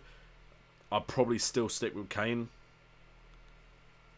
Shasane, I'm watching you instead of Punisher on Netflix, mate. Shows how much bromance going on here. Thank you so much, Shasane. Let me get this straight. Netflix and their portrayal of Daredevil and also of Luke Cage, I've enjoyed immensely. I need to watch the Punisher series. I didn't necessarily enjoy the chick. I apologise for calling her the chick, but I don't know her character name. It was never in my Marvel vocabulary until her series came out, but I've completely forgotten what character that is. Florence Sandu, I don't think he'll change Kane up front, but otherwise he may make some changes. Lamella now coming back does actually change things, potentially. Six-pack needed for the next stream. Look, usually I've got work the next day, so this isn't going to be a common occurrence. 2 drinks is usually what I restrict myself to, just in case. You need to start homebrew beer. That could be risky. So, Dom J, you need a cut-off point. I will catch up with the end of the stream, Dom J. Don't say this to me. Enger Turk, what Everton players are on your radar now? Big Sam has taken over. Rooney, Calvert-Lewin, maybe the defence, Leighton Baines. But generally, I need a bit more time to view that. Yes, I'm still streaming. My wife's back home, by the way. Yeah, I'm still streaming. I was going to almost see if you could bring a beer, but then I thought the shop's closed. Yeah. Oh, have you got a bowl? It's the one from the fruit salad before. Okay. Yeah, mainly Rooney, to be fair. Pickford is a good shout, with Everton's fixtures getting better. So maybe look at Jordan Pickford. Are we all going Kane captain? And yes, Torres Magic, 3-hour stream, 3 hours 13 minutes.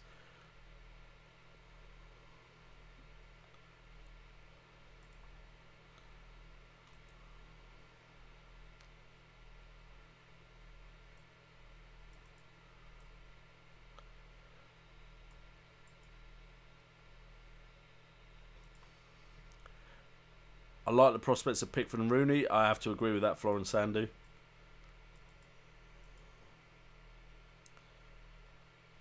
Apparently, Ericsson played really, really bad. I didn't see the game, Siraj, but I appreciate your opinion. I'll take that on board. West Ham will get hammered. Let's keep going. 24. Thomas, zip it. Risk adverse, yes, Torres, that was what I was going for ages ago.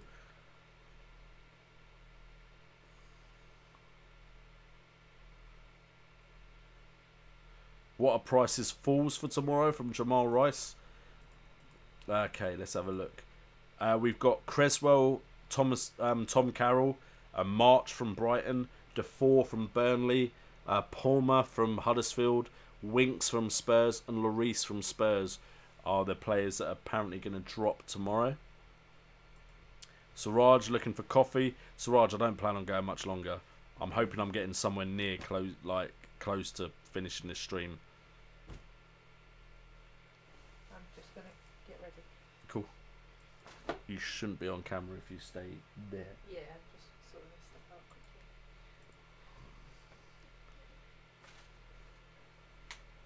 From the baby. Drunk Jeno trying to be Big Shaq. Oh, I did do lyrics.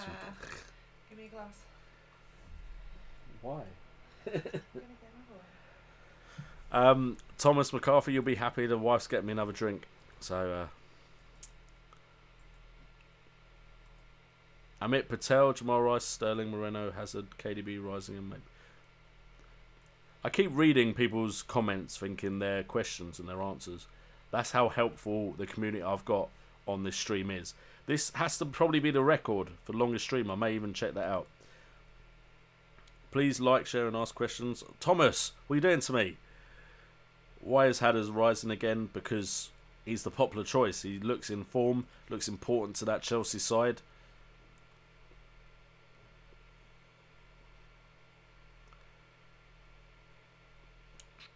Who are you going to captain? I probably still will stick my captain's armband on Kane.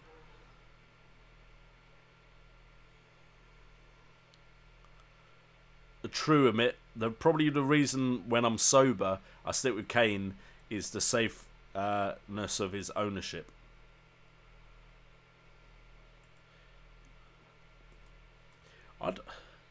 I literally am sometimes blown away the fact that you guys would watch me for 3 hours. Some of you have been here from the very beginning.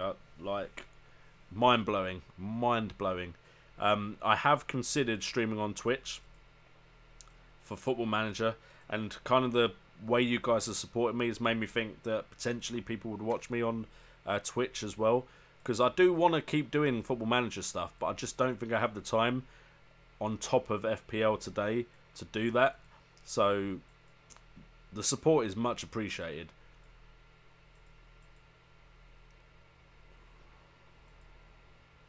What app do I use for price changes? I did initially use Football Fix, but I now use FPL Statistics. It's a website. It's just as good. You don't need anything else. Fire Talk, have you seen the FPL Family channel? Their channel is good too. I have seen it. I'm very aware of it. I try and keep up to date with all of the FPL channels out there. Recently jumped on FPL Boss's stream for a bit and tweeted that out. I do like to support the community. I think I've been very blessed with the support I got when I first joined, when it was smaller, and I do want to help other people grow. I think it's a very negative way to look at YouTube if you look at other channels and go, that's competition. While I do look at Fantasy Premier League Tips, the channel I hate, as like I need them to go away, everyone else, great guys, all putting hard work in.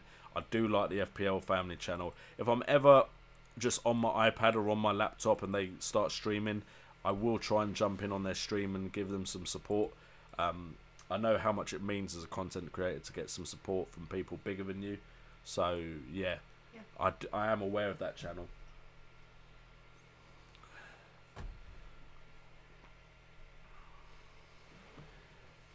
Watford's defence, are absolutely atrocious.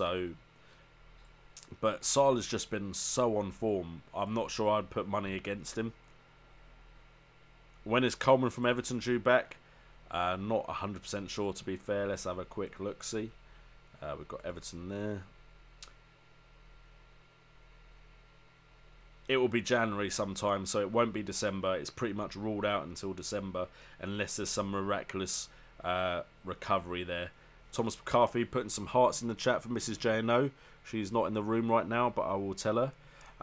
TP Football Analysis, your wife is so patient, letting you sit in front of a computer for so long, but she knows how important the flock is. We just got some comments.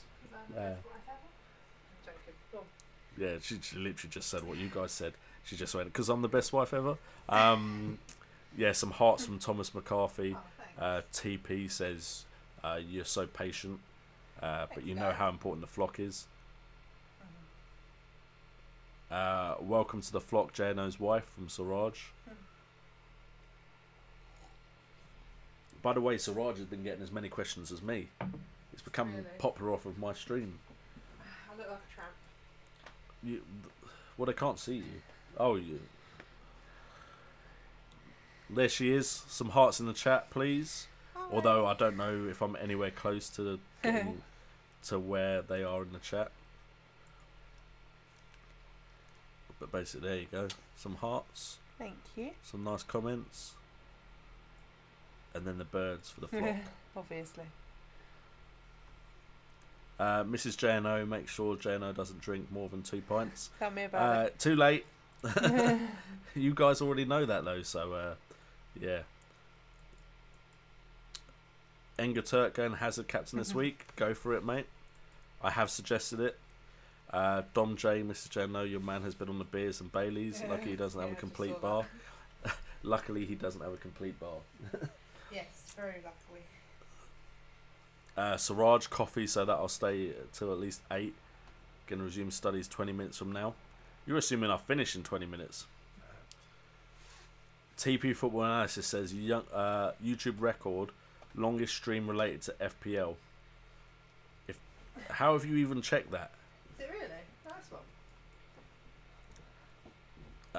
Fire Talk, need a Chelsea clean sheet and has a brace to start the week on off. Great.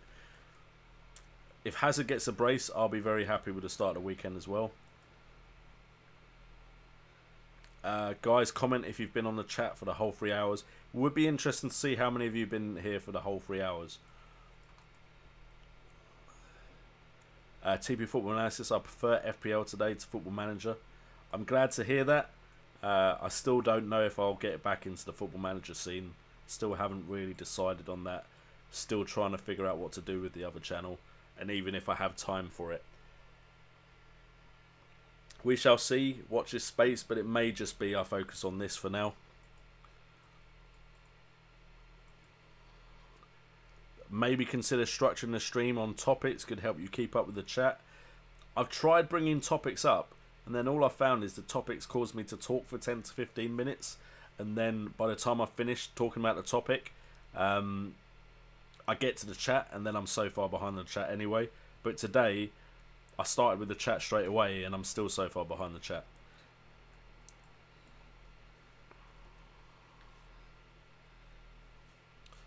No worries, Florence Sander. You can give advice.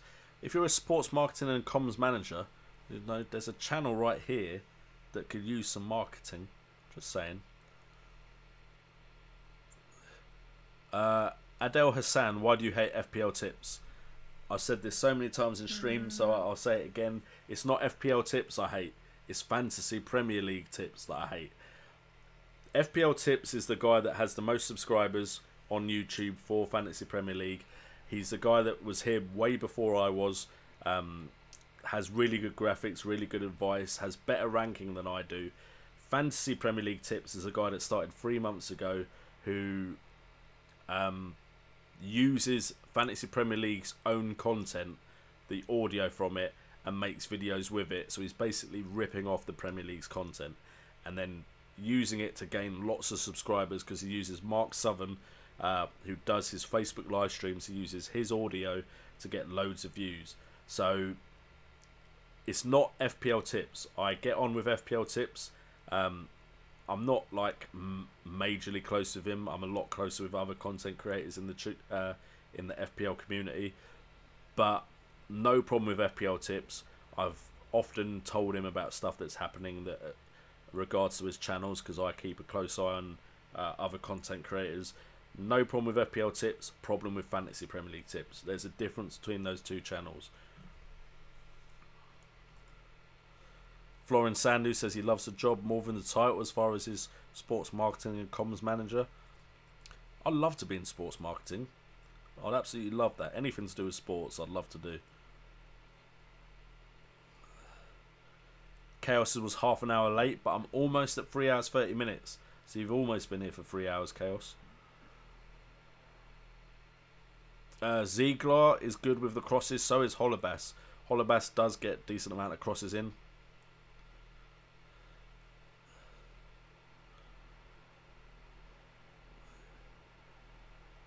I'm slowly getting close to the end of the stream. Not that I'm trying to get you to ask more questions.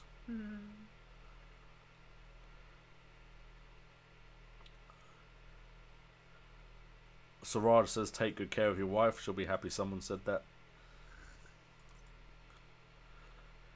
TP Football Analysis says, I was an hour behind comments at one point. I didn't do any comment like subject at the beginning, and I still ended up that far behind. David Jones going to bed. No worries, mate. I've been on for so long. I don't blame anyone for going to bed.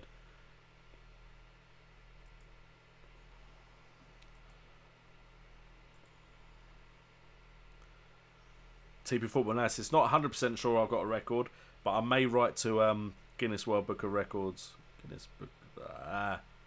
And see if I can get myself in there. Stop laughing at me.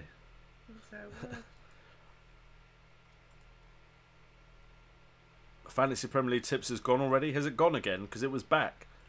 He came back and was distorting audio. I haven't looked like for the last 3 or 4 days, but he was still doing videos.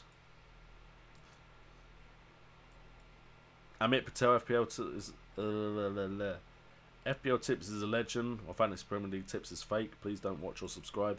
FPL Tips is a legend. If I can get to his size, I'll be loving life.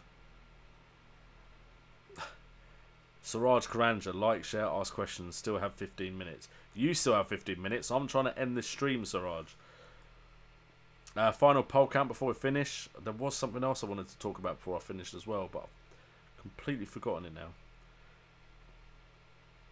Oh, that was it. I was going to tell you guys where my subscribers come from. So, yeah.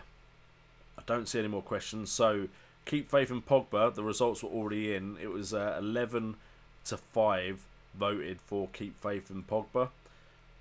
As far as the results for...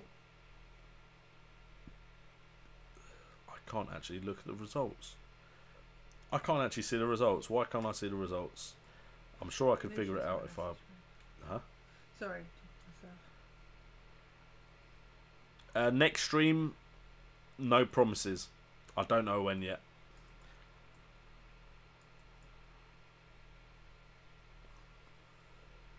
Yeah, everyone's asking next stream. I don't know. I have to look at my rota. I have to plan it. I understand you don't all have Twitter. I'm looking at how to do YouTube not notification. There's a way I can put a YouTube message that will appear on your sub box, which will tell you when I do the next streams. So that's what I'm looking for. Siraj, great comment. Good luck for next game week, guys. Hopefully everyone does well.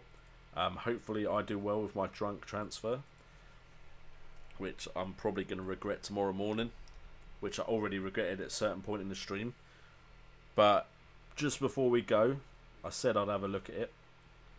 We've actually gone up to 4,260 subscribers during the stream, so thank you guys so much for anyone that joined the flock. And you watch it take me a while to find out where this is, but there's a way I can look at, is it traffic sources?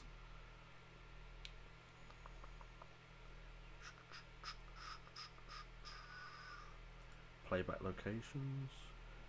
There's a way I could do it, but I'm so gonna have forgotten how to do it. Geography. There we go. I got to that a lot quicker than I thought I would.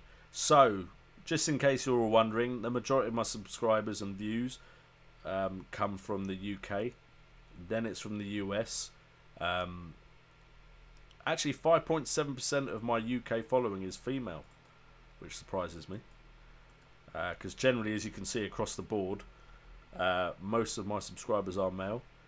In United States, nearly all of them are male, but that is the second most watched from. Then we have Norway, and then India, which kind of correlates. We've got some Norwegians and some Indians in the stream. South Africa, that didn't used to be so high, so recently the South African viewership has grown. Australia, Ireland, Malaysia, Germany, and then you've got all sorts of countries as we keep going down the list. But those are the top ones. So nice to see the stream correlates with some of that, because we've got a lot of these three up there with a lot of the English viewers. And I will finish off answering any questions that may have got asked while I was talking about that. Kane has got 46 votes. Hazard 38. Oh, that's percent. I was thinking, how have I got that many votes? That's quite good. Yeah, YouTube post. I'm pretty sure I can post a message which will end up in your sub box, so I'll try and do that in the future regarding future streams.